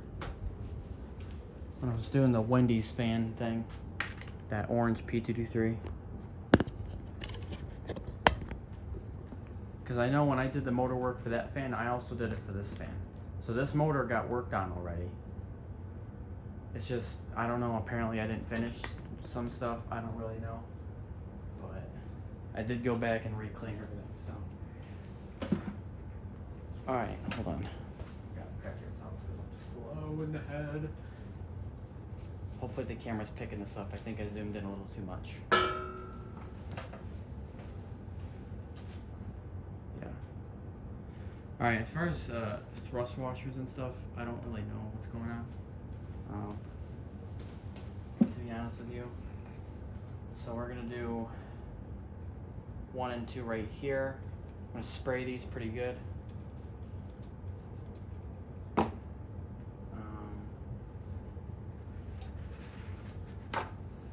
Sandwich it in a paper towel.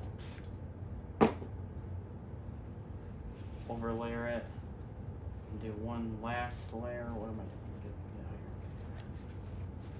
Just like that. Make sure I can still see them. And they are. Okay, you're gonna clamp those down as hard as we can. Squeeze all the crap out of there. Leave that for a couple of minutes. Now we're gonna go back through, alcohol these bad boys. These dishwashers, get these nice and cleaned up right now.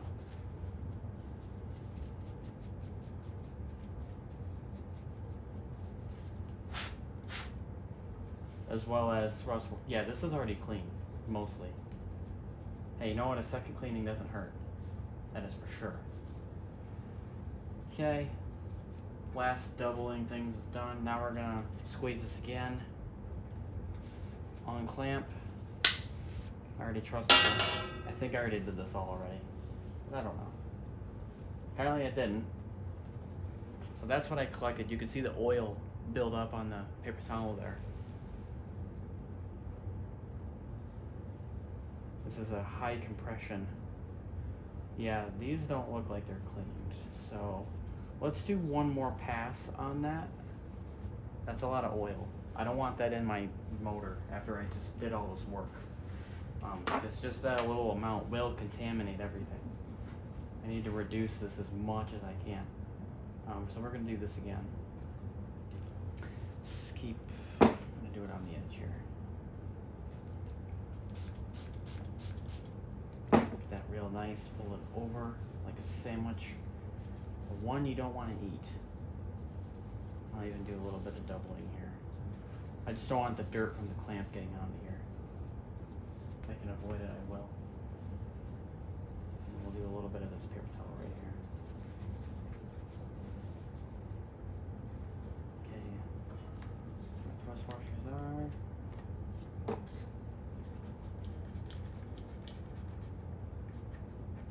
Okay, here we go.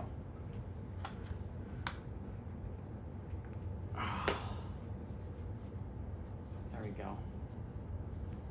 We're going to leave that for a little bit longer. We're going to start to reassemble our rotor here and just drop those down. This already looks clean. I already sanded that. That's already sanded. Alright, never mind. We don't have to clean the rotor. I thought we did. One bonus clean, like I said, is not going to hurt. Okay. Unleash. Okay, let's see what we got going on here. Wow, that's a lot of oil. Holy moly. That's pretty bad.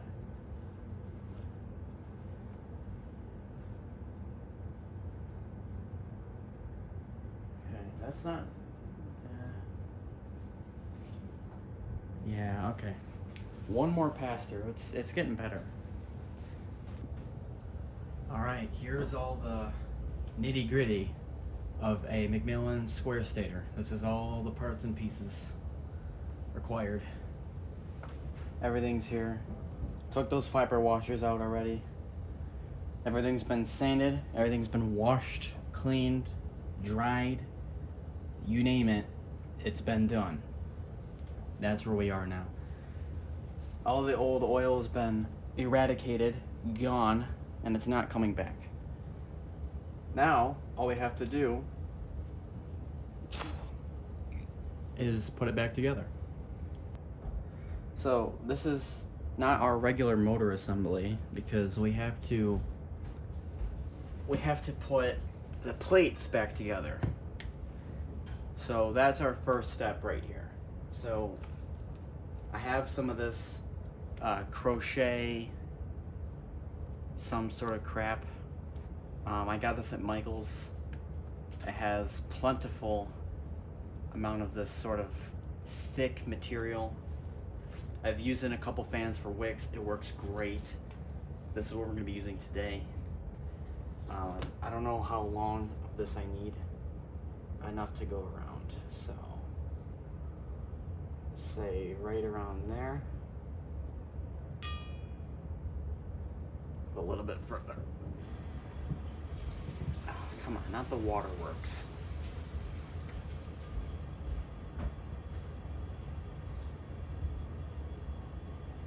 Perfect. We'll cut 2 of these at that length.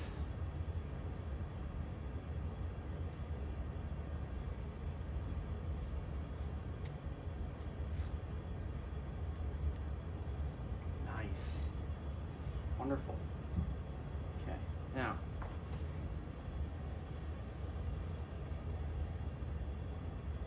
these are stretchy as well, which is nice. Here's how it goes. This thing, then retainer. I know. Then bearing. I had them backwards. Then wicks. That was the problem I was having here. Okay, I'm gonna try and pack that tightly in there. Looks just like the S23. So that's good. Okay, going to put the nut on there upside down. Try and put this wrench in and try and grab that on this side. These are Allen screws. I hope I talked about that. I don't know if I did.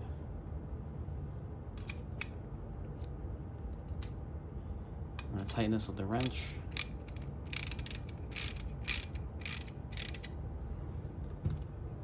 Just to grab some tension, then I'm gonna quickly do it on the other side.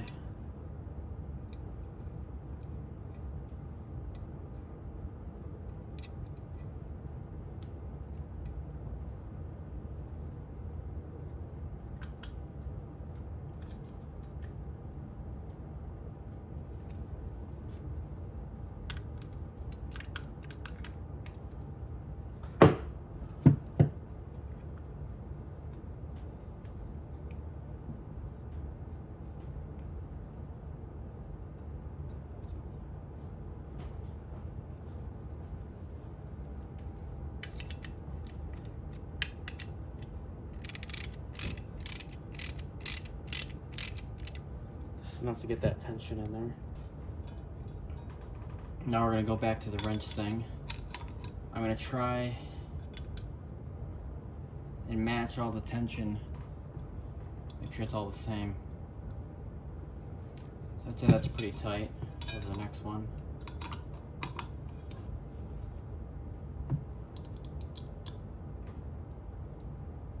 Tighten that one up. Okay. The rivets are very tight, you know? So I want to make sure I match that tension that a rivet would have had.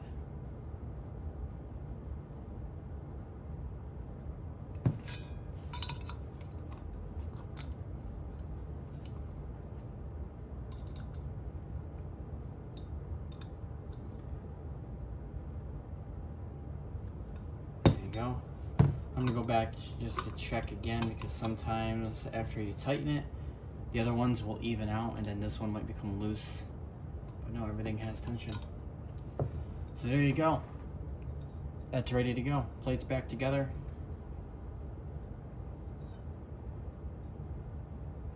Bearings nice and tight.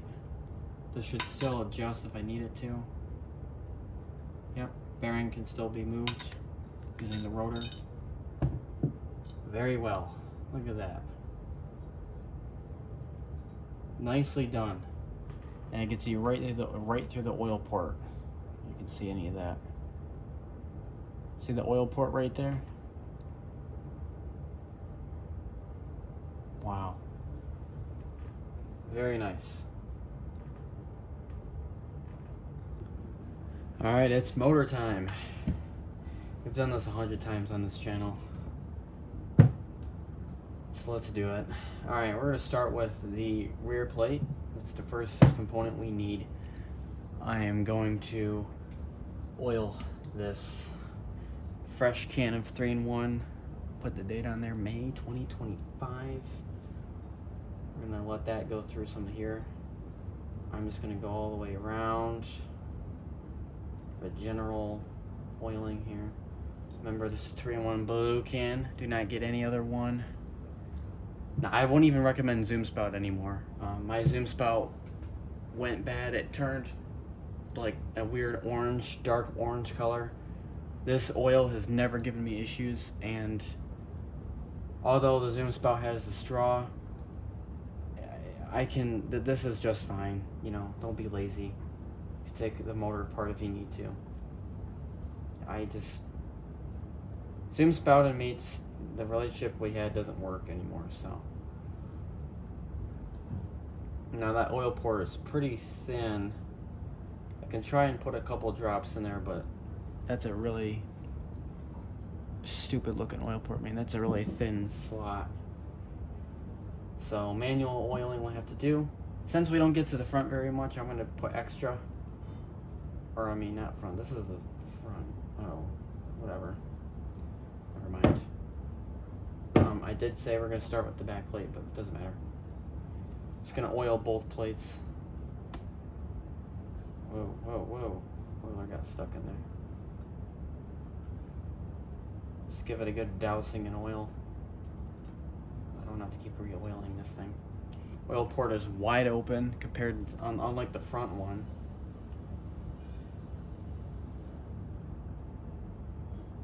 Man, let this thing drink up. I mean, it's right now bone dry, literally, by definition. Doesn't matter, never heard it. Right now it's a little hard to over oil this because there is no oil. So how can you over oil something that has no oil? Okay. There you go. We're going to start with our back plate. That's the first component we need. I am then going to grab our stator next. Now, I am aware that this block of junk goes on the front. That's a commonality with these square stators. So I understand that this is where the wires come out is the back, where the block is the front. I'm going to put this down this way because I know that the wires have to go through that little slot there. This slot right here. So I know the wires have to go there, so that's that's how I know which is the top and bottom. Once I align the stator with the holes, bolt holes, we're gonna take our rotor right here, nice, clean, dry rotor. I'm gonna start with, I normally do this a different way, but I've been recommended to do, I usually do fiber washer, thrust washer, disc washer, but we're gonna just try thrust washer, fiber washer, and then disc washer. I've seen people do that, so we're gonna try that, and then we're gonna do it. Plus, the factory does that too. So my method always worked, but this method is good too. Again, I'm gonna grab the 3-in-1. Start with the back shaft. Oil the washers too, so they don't have, you know, friction as much. Get in between right there. A little bit on the back. Now we're gonna drop this right through the bearing. If I can get it to do that. And there's gonna be a little bit of air pressure in here, so that's gonna be a thing. The bearing might just be crooked and I'm trying to feed it in and it's trying to like straighten out. So I'm gonna do this kind of like shake it a little bit, maybe even tap it. There you go. Always tapping does the trick. Okay, sweet. I'm gonna bounce it to relieve air pressure that might be in there that's causing issues. We're gonna then take our oil. I know you can't see much, we're gonna zoom in a little bit on that. This, we're gonna go straight down and douse all the washers here. Just get it on there. No shame. Oil it like you need to. Okay, then we're gonna carefully press this through the front. Same thing, that is a tight fit. Wow. Then we're gonna align this so the oil ports are facing the same direction. Align the stator. Should be good. Oil ports face the same way. I can see clearance for the bolts. I'm even gonna do a drop through. Just test that out. Goes right on through. Okay, so we're gonna squish this motor together. Hear that click? Nice and together right there. We're gonna quickly tap the shaft. I do not want to tighten this without tapping the shaft first. This aligns the bearings, which we need to do after doing that work. I'm seeing this is... They drilled that wrong. I don't know if you could see that. See how that hole's crooked? They did that wrong at the factory. Hopefully that doesn't affect the motor. I don't think it will. Doesn't seem like it has. Nice. We're gonna drop our bolts through, just like that. They are looking great as well.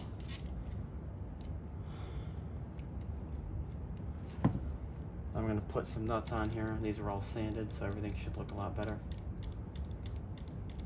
Sanding the bolts is nice because it gets all the gunk out of the threads, and then it can bolt. You can put the nuts on the way you need to. Make sure the little squares are in the hole.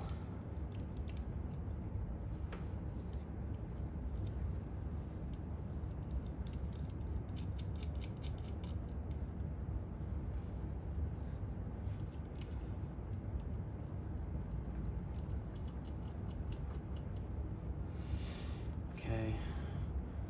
And then go back to the front. Grab a tissue. Little alcohol spray. I'm gonna wipe down the shaft after touching it with the oil.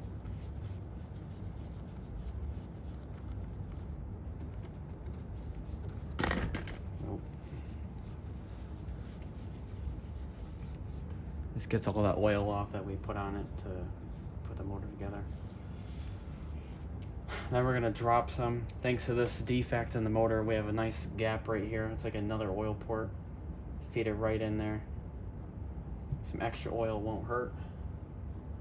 This does turn a little heavy, but that should be okay. Let's give it some shaking, loosen everything up real nice. Again, it's a little heavy, but we just put this together. After it warms up and everything goes where it's supposed to, air pressure will get relieved, everything else will get relieved. It should be fine. Just give it some time. Okay.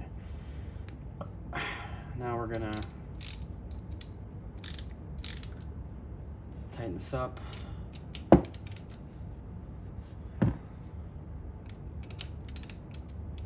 What's going on? Not me loosening it.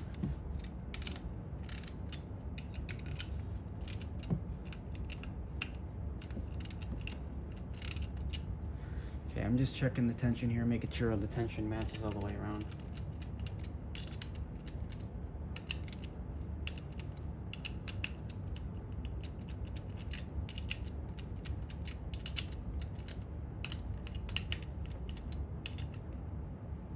Okay.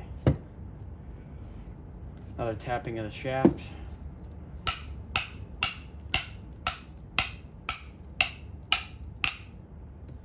Give it some force.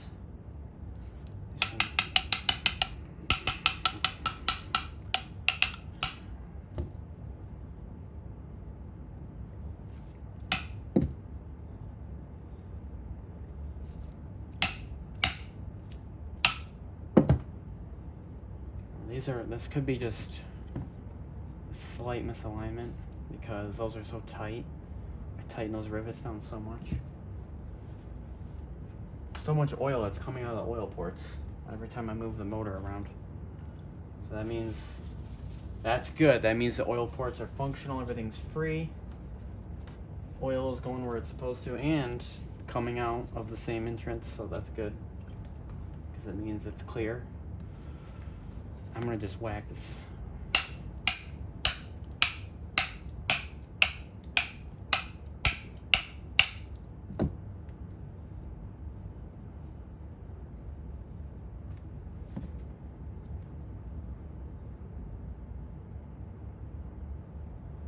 The initial weight isn't too bad, but to get it going is a little heavy. Like I said, that could just be, I don't know what that could be actually. The last one wasn't like that. The S23 didn't do that, so I'm not sure. I've only done this procedure twice now. This is my second time. So far it's 100% successful every time, because I'd say that's a success, right? Motors do this without doing this procedure, so that is, ineffective. I mean, as you can see when I spin it, well, not that time. It goes a little bit. All right, let's test this out. Let's see what this does. Gonna do one of these.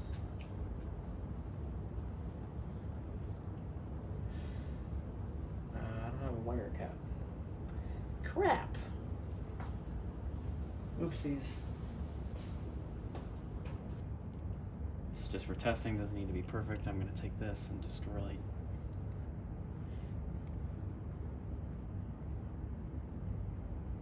I need that to be thin, and then I can enter it through here.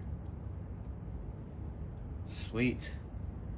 Neutral always goes in the switch, power goes to the motor usually, so there's that. Okay, let's I don't have a, well, that didn't work. All right, hold on, I got a better idea. Clear it, hold on. These are the Harbor Freight wire caps, and they're kind of garbage. So they're just more emergency ones when I need one and don't have my regular.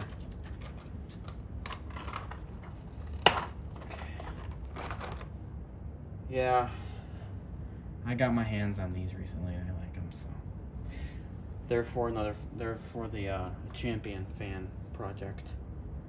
So not me doing that like a wire nut. That was embarrassing. Hopefully that's stripped enough. Guess we'll find out. Alright, that just made my life easier, okay. Still don't have a knob. I need a knob. Oh, wait. I'm so stupid. I put my test knob right there. I keep, like, since I did this, like, pegboard thing, I keep looking for my tools. And then I forgot that I put them here. Oh, man. I'm aging already. I'm not even old. I thought, until today. Okay, let's see. Okay. Test knob is on there. Plug it in.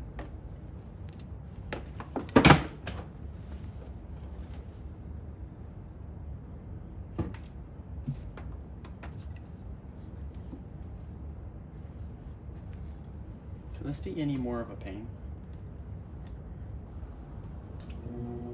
There's high, medium, and low.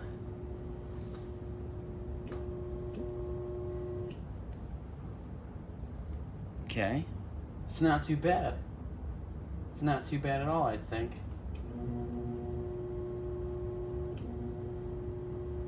Considering what we did, that's pretty good.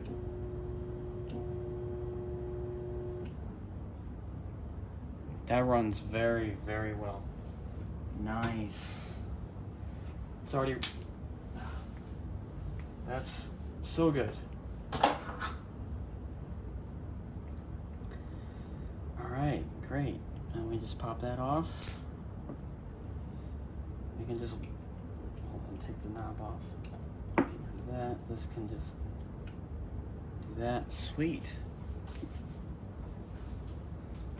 I normally never pull wires out of a switch like that. I just got away with it because these are stranded wire. They're not straight copper or soldered, so I can do that and get away with it. Alright, and these didn't come out as shiny as the other fans, so I might have to do another round of polish. What is this idiot doing?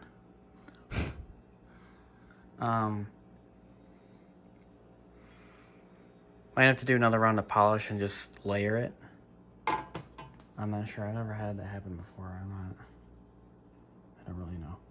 But that's done for now. It doesn't need to be perfect. I don't care. Just the blades are cleaned, sanded, polished. That's good enough. It looks better than it did. Okay, so this is for the 47. This is the front grille. Wow, that perked up nice. Wow. That one was really yellow. It still is more yellow. This is its second day only. This hasn't ever been outside before. Besides yesterday and today. So this is only 2 days of salon care. I unfortunately can't really do it again right now. Because what was I gonna say? Because it's supposed to rain the next couple of days, and I have to reapply it. This salon care is only good with the wrapping for about 2 days, so I'm gonna have to reapply it. The next time there's like a string of sunny days, I can do it. But for right now, just to get the fan together and make it look better, we're miles ahead of the game here. It's hard to tell. I'm trying to look at it myself. Yeah, that's a lot better. The whole thing got whiter. It's not white, but it's whiter. Like a lot whiter. Like way more than I thought. And that's honestly, that's perfectly acceptable. Like to get the grills papered white, I mean, I don't even think I even have a fan with that white grills. Maybe like 1 or 2, and that's it. The rest of them are all a little bit yellow. You know, it's just the way it is.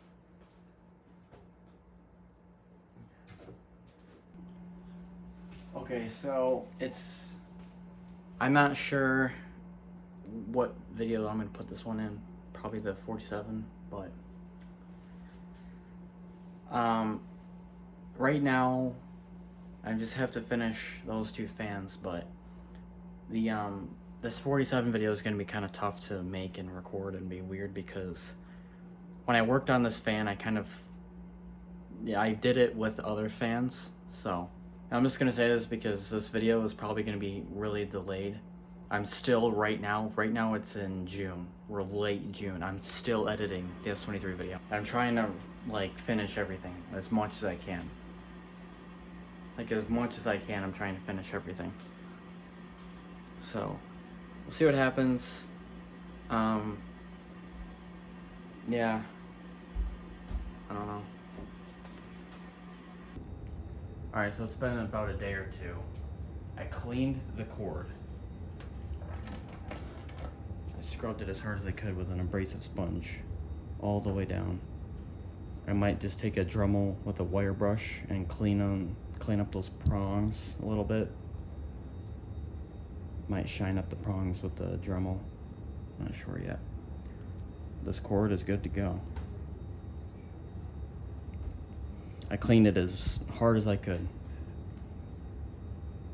And I think I did a pretty okay job. So, cord I would consider done because I don't really need to do the prongs. Yes, I do need to clean the cord. That is required. So, I'm trying to see if I can get these done today. Hold on, let me get that. Cord cleaning.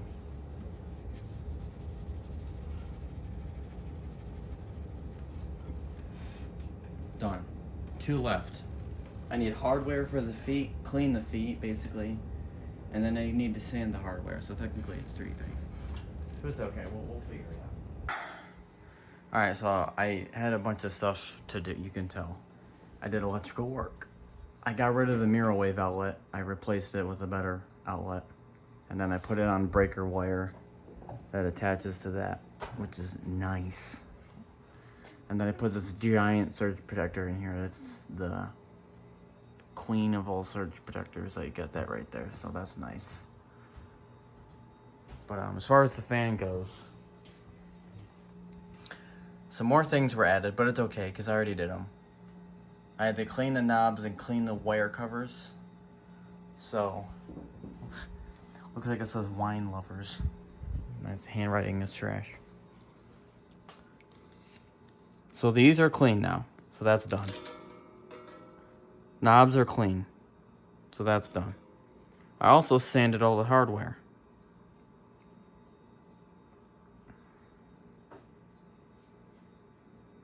Can't tell.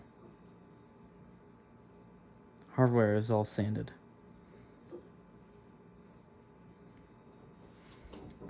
So that's all done. So we can go over here now. See, there's the old outlet. This has nothing to do with the fan. This is what I did earlier. That's why I didn't record anything. This is done. This is done. And that is done. Oh man, that's really on there. It's from yesterday. It's literally just the feet. So you're probably like, okay, what do you have to do?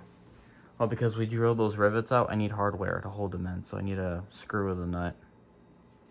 And all the feet are all dirty, so I need to clean these up. Probably gonna have to sand them down because that dirt is on there. So these are gonna be more of a project than you might think. Other than that, that's it. Everything else is done. So, I mean, look at our list. Galaxy's been done. It's just the feet I need to do for this fan, then we're done. And I got this electrical work done, so now that's going to be very helpful because A, it's good for videos. B, this was stuff I had to do before I was recording more videos.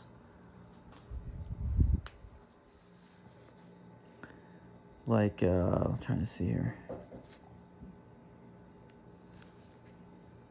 Like, I had to do all that crap. Some of that I can't do today, but I mean, yeah, everything's done. So now, because all this stuff here, those lights and those pink lights, they used to be attached to the ceiling fan. So that green wire, that used to attach to the outlet, and then whatever was on here, the Dremel, the lights, all that was all on that. So now this is by itself. So those will turn off. And then that is on an outlet, which that outlet just attaches to this outlet. So if I go to turn this off, those will all stay on now. These stay on. In fact, there's no way to turn the pink lights off. I have to probably just unplug them every night, because this outlet used to attach to the surge protector.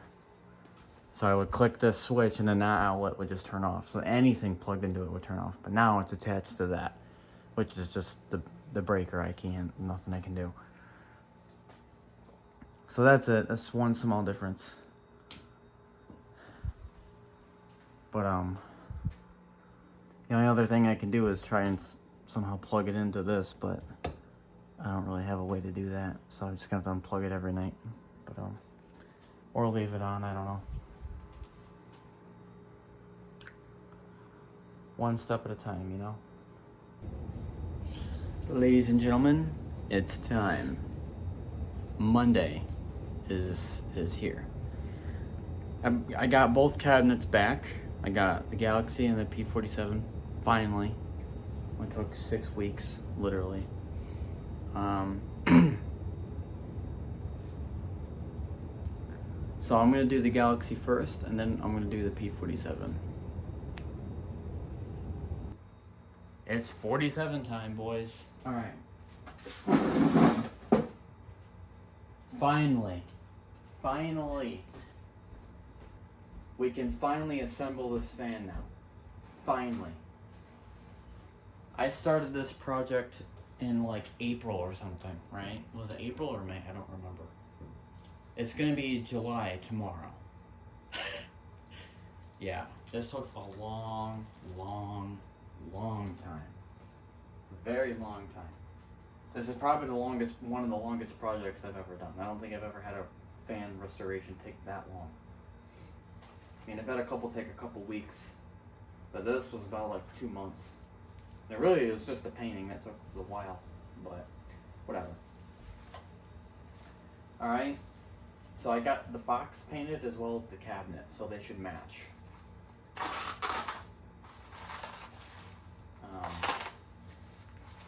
So there's that. Oh, this looks very nice.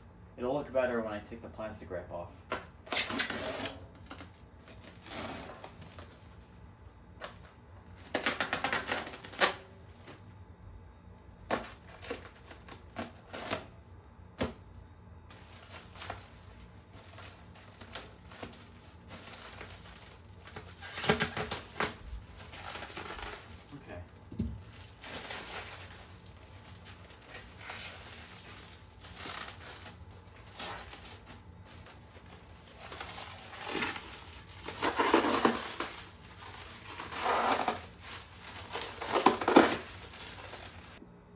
Okay, the very first thing we're going to install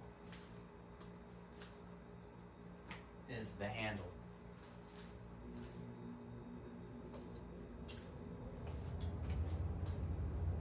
Fun fact, this is the first and right now only Lakewood I had painted. I had 3 or 4 Lascos painted. All those, I think every other fan I had painted was a Lasco. This is the first Lakewood. Because Lakewood's really hard because their stickers are usually plastic or paper and I can't take them off. Like the speed sticker. For some reason this one was like aluminum, so I was able to get it off. If this fan didn't have that, this probably wouldn't have been possible. Or I would have had no sticker at the end. One or the other, but now I have both. It's pretty cool.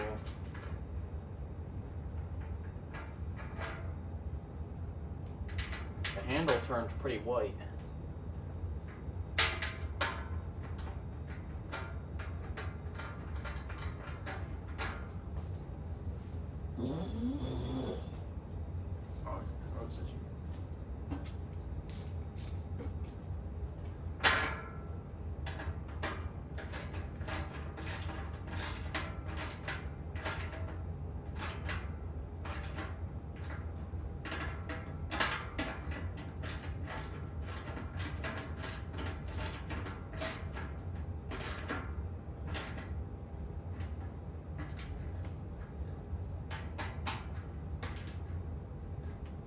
That's done.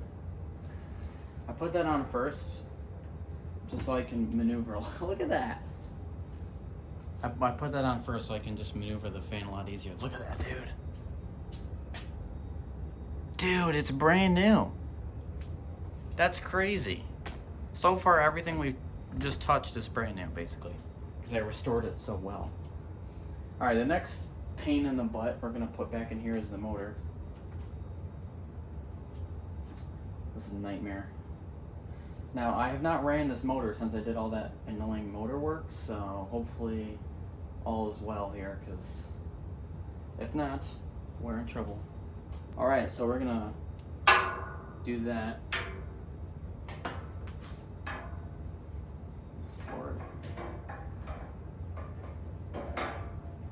Do one of these, or not.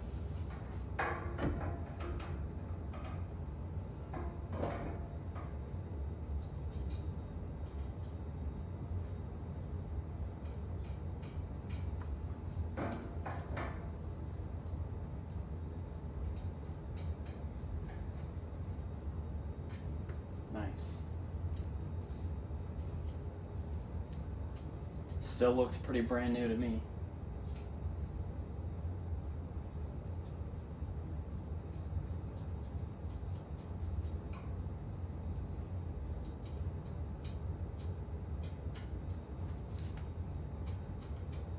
The motor is probably the most brand new out of all of it, thanks to all the work I did.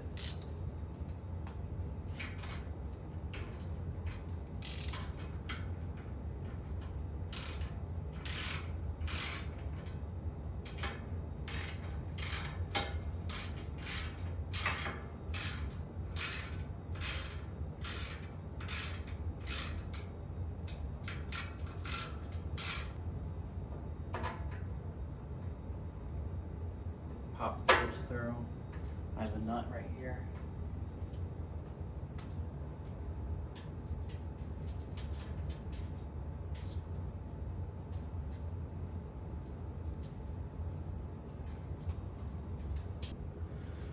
Okay, we just got saved by God here. So this nut that holds the switch in got stripped. So I had to try and clean the threads, try and, fix it. Then I remembered the thermostat has its own nut that holds itself in. This works with the switch. And then just by some weird luck, the old stripped nut somehow will feed onto this. This nut was stripped and now it feeds through here. Thank God, because this fan would have been almost toast if I didn't get that to fix. So let me run this one through here. I even care if it's not clean, I don't care. I can't believe I got that to get fixed. Now let me make sure this is turning the right way. Nice. Okay. And the thermostat will go here. Yes. Okay, now I don't care about the thermostat right now. I'm just gonna wire it up straight. Okay, so right here we have the cord and the thermostat. Trash Salsa, have to figure out how to wire this together, because this was 2 months ago I took this fan apart. The last fan that had a thermostat, I ended up just taking it out because it was shorting. I really don't want to run that through the fan, honestly, if I'm being dead honest with you, because those thermostats tend to kill the fans. Just, you're very prone to shorting because they're garbage. So, I could run it without it, but, it does work. It wasn't sparking like the last one. So, I'd like to believe it'll work. Okay, I'm going to run this through here. Nice. Now we keep running it through until we get to this weird dent in the cord, which by then we put the clasp with the wider part on the outside. Put the divot into there. And then we put this on top of that, and that should have worked already. So there's the clasp already installed. Now we're gonna try and pop it through.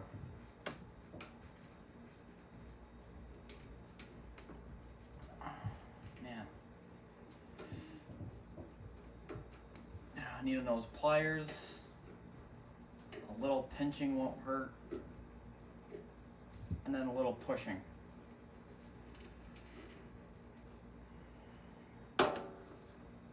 And then just like that,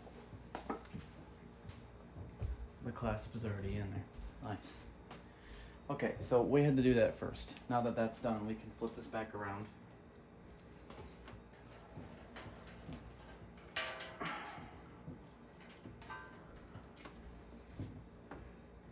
Oh man. Whew. Okay. Zoom out.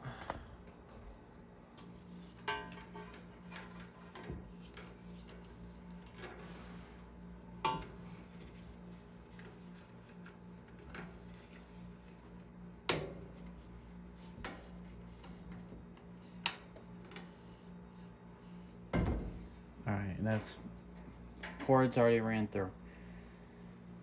Okay, thermostat time. Now, I have this.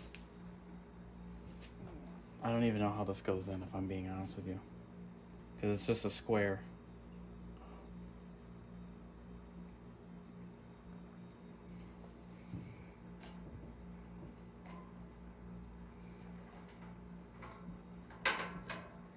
And assuming it's going like this. Because any other way it hits the switch. See, now look at that. That's the way it came. The thermostat just comfortably touches the wires of the switch. That doesn't sound too smart to me. But the thing is, this won't, for some reason, fit. I wonder if the paint is stopping it from going through. Or not. We got it. Okay. Quickly put the nut on the other side so it stays there.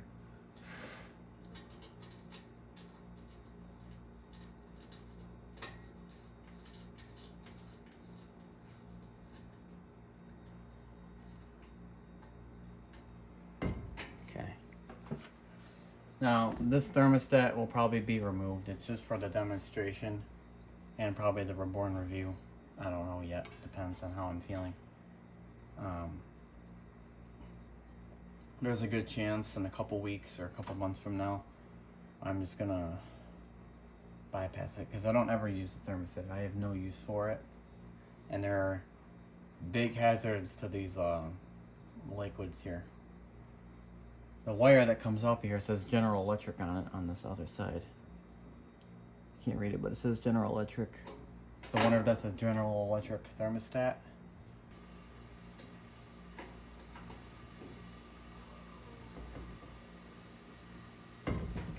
That won't even slide in there.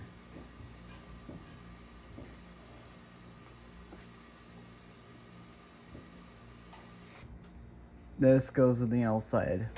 So the cord does this. The hot side of the cord goes to the thermostat. The neutral goes into the L side of the switch. Then this stupid wire hanging from this GE General Electric nonsense coming off the thermostat, that goes to the hot side of the motor, or just the white wire, or the COM wire, whatever you want to call it.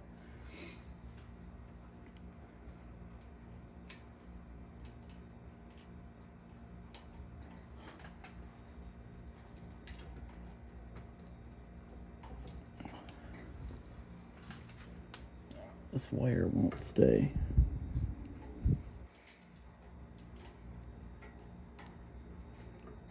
Okay.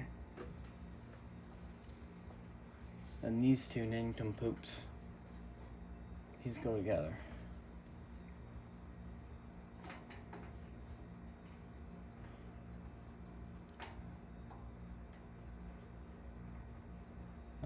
why that does that, this doesn't make any sense, but apparently that's how it's wired.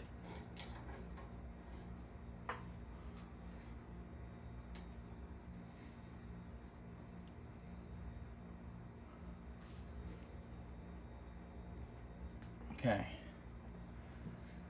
So here's how you wire that. Now, we're gonna put this back.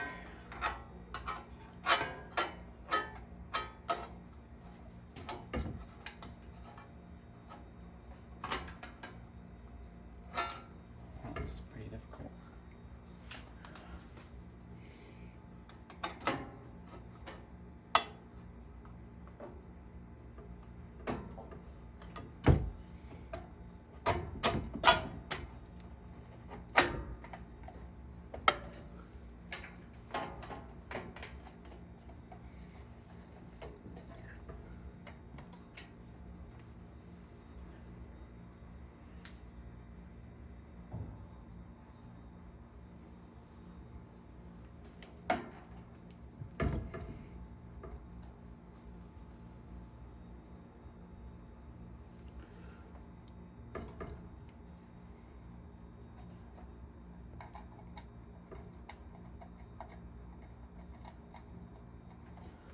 Putting these back in. That should be the end of that. We're gonna test it. All right, it's done. Cord's done. I tested the fan, the thermostat works. Look at this thing, it looks brand new. I had to sacrifice the slat though to get the cord through. But it's okay, because now this can probably go in here. I can probably just plastic weld that right there.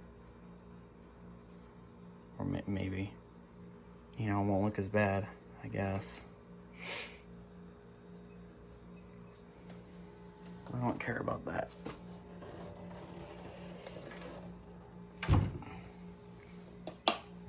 Slats don't bother me as long as it's not like the entire grill. Here it is. This light makes it hard to see. There. Here's high. Sounds just like the other one now.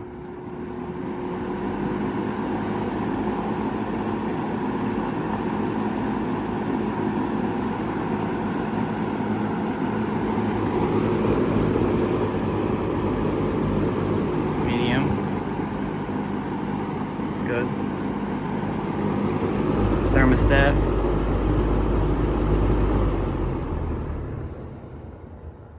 It works.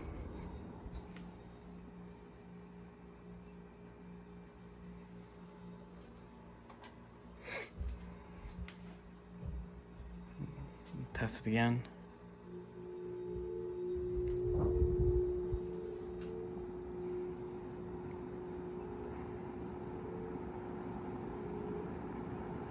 Low runs great.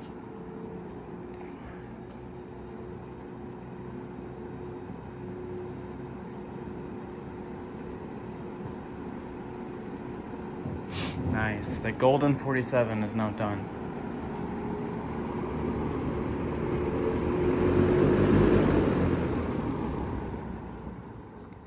Now the only thing I didn't do yet was the feet, and I didn't do it for a reason, because I needed to know the diameter of the hole in the cabinet, which I obviously I can't do that if I don't have the cabinet. So the feet are all there. I just need to go get hardware and do all that. I'm not in a rush. The fan doesn't, I mean, it'll work without them, so who cares? But yeah. Bam. I'll do a test run upstairs so you guys can see a little bit better.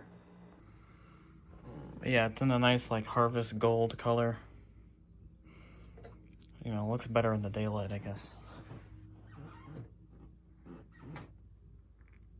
Yeah.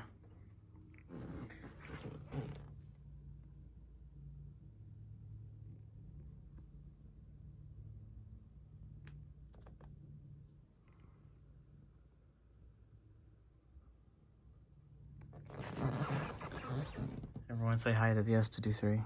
Chilling. So without further ado, I guess we can run it. We'll turn it on high.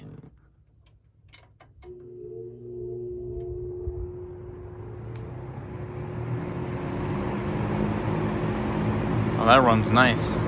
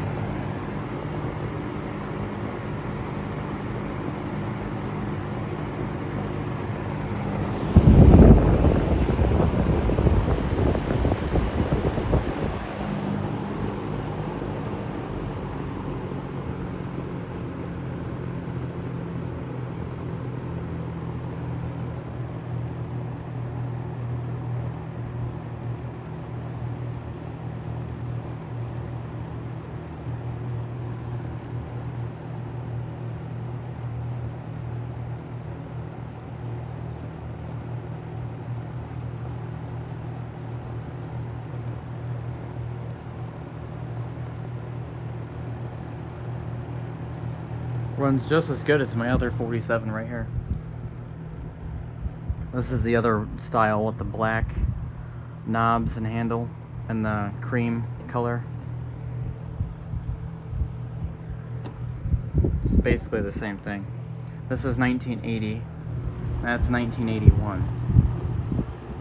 So it's funny because this one looks a lot older. It's got the older color, this older looking, that just looks older, I guess, but it's the newer one.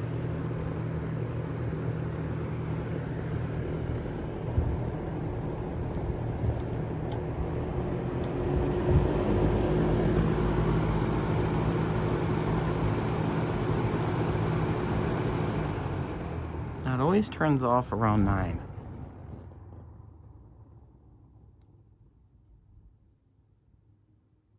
Spin down is very good on this fan. But I noticed I did a off-camera test. The spin down is not as long as my other 47, which is really odd because this one seemed a lot longer. But whatever. Guess I can't complain, right?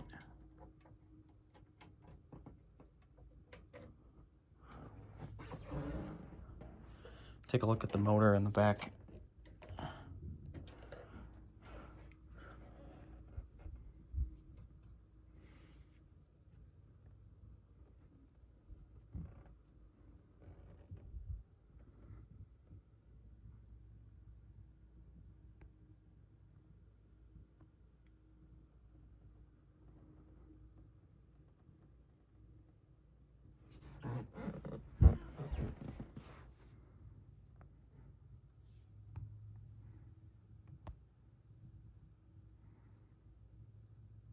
Yeah, it's pretty typical.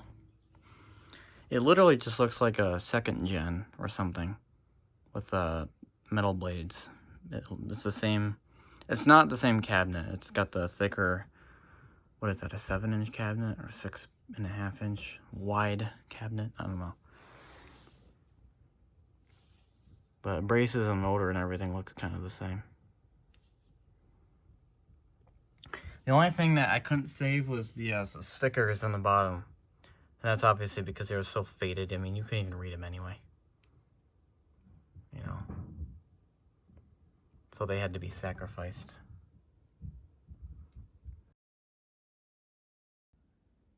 It's going to be creepy, though, when it turns on by itself.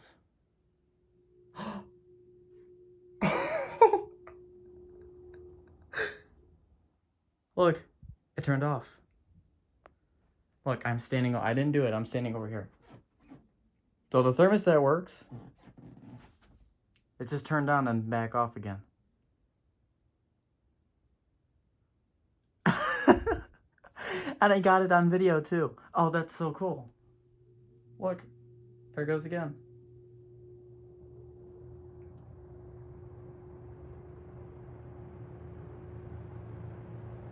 I didn't touch it.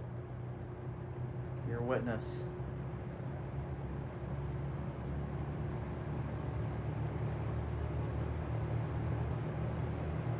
Oh, that's so cool. Okay, now what if I take it out of the sunlight? Will it turn off?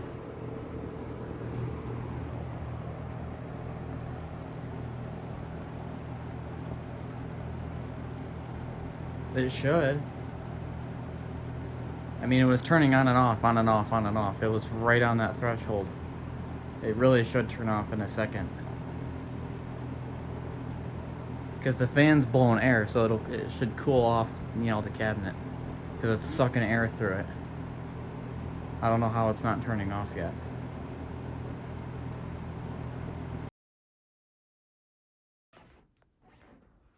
So yeah, I mean, if you guys enjoyed this video... Oh. I'll see you guys in the next one.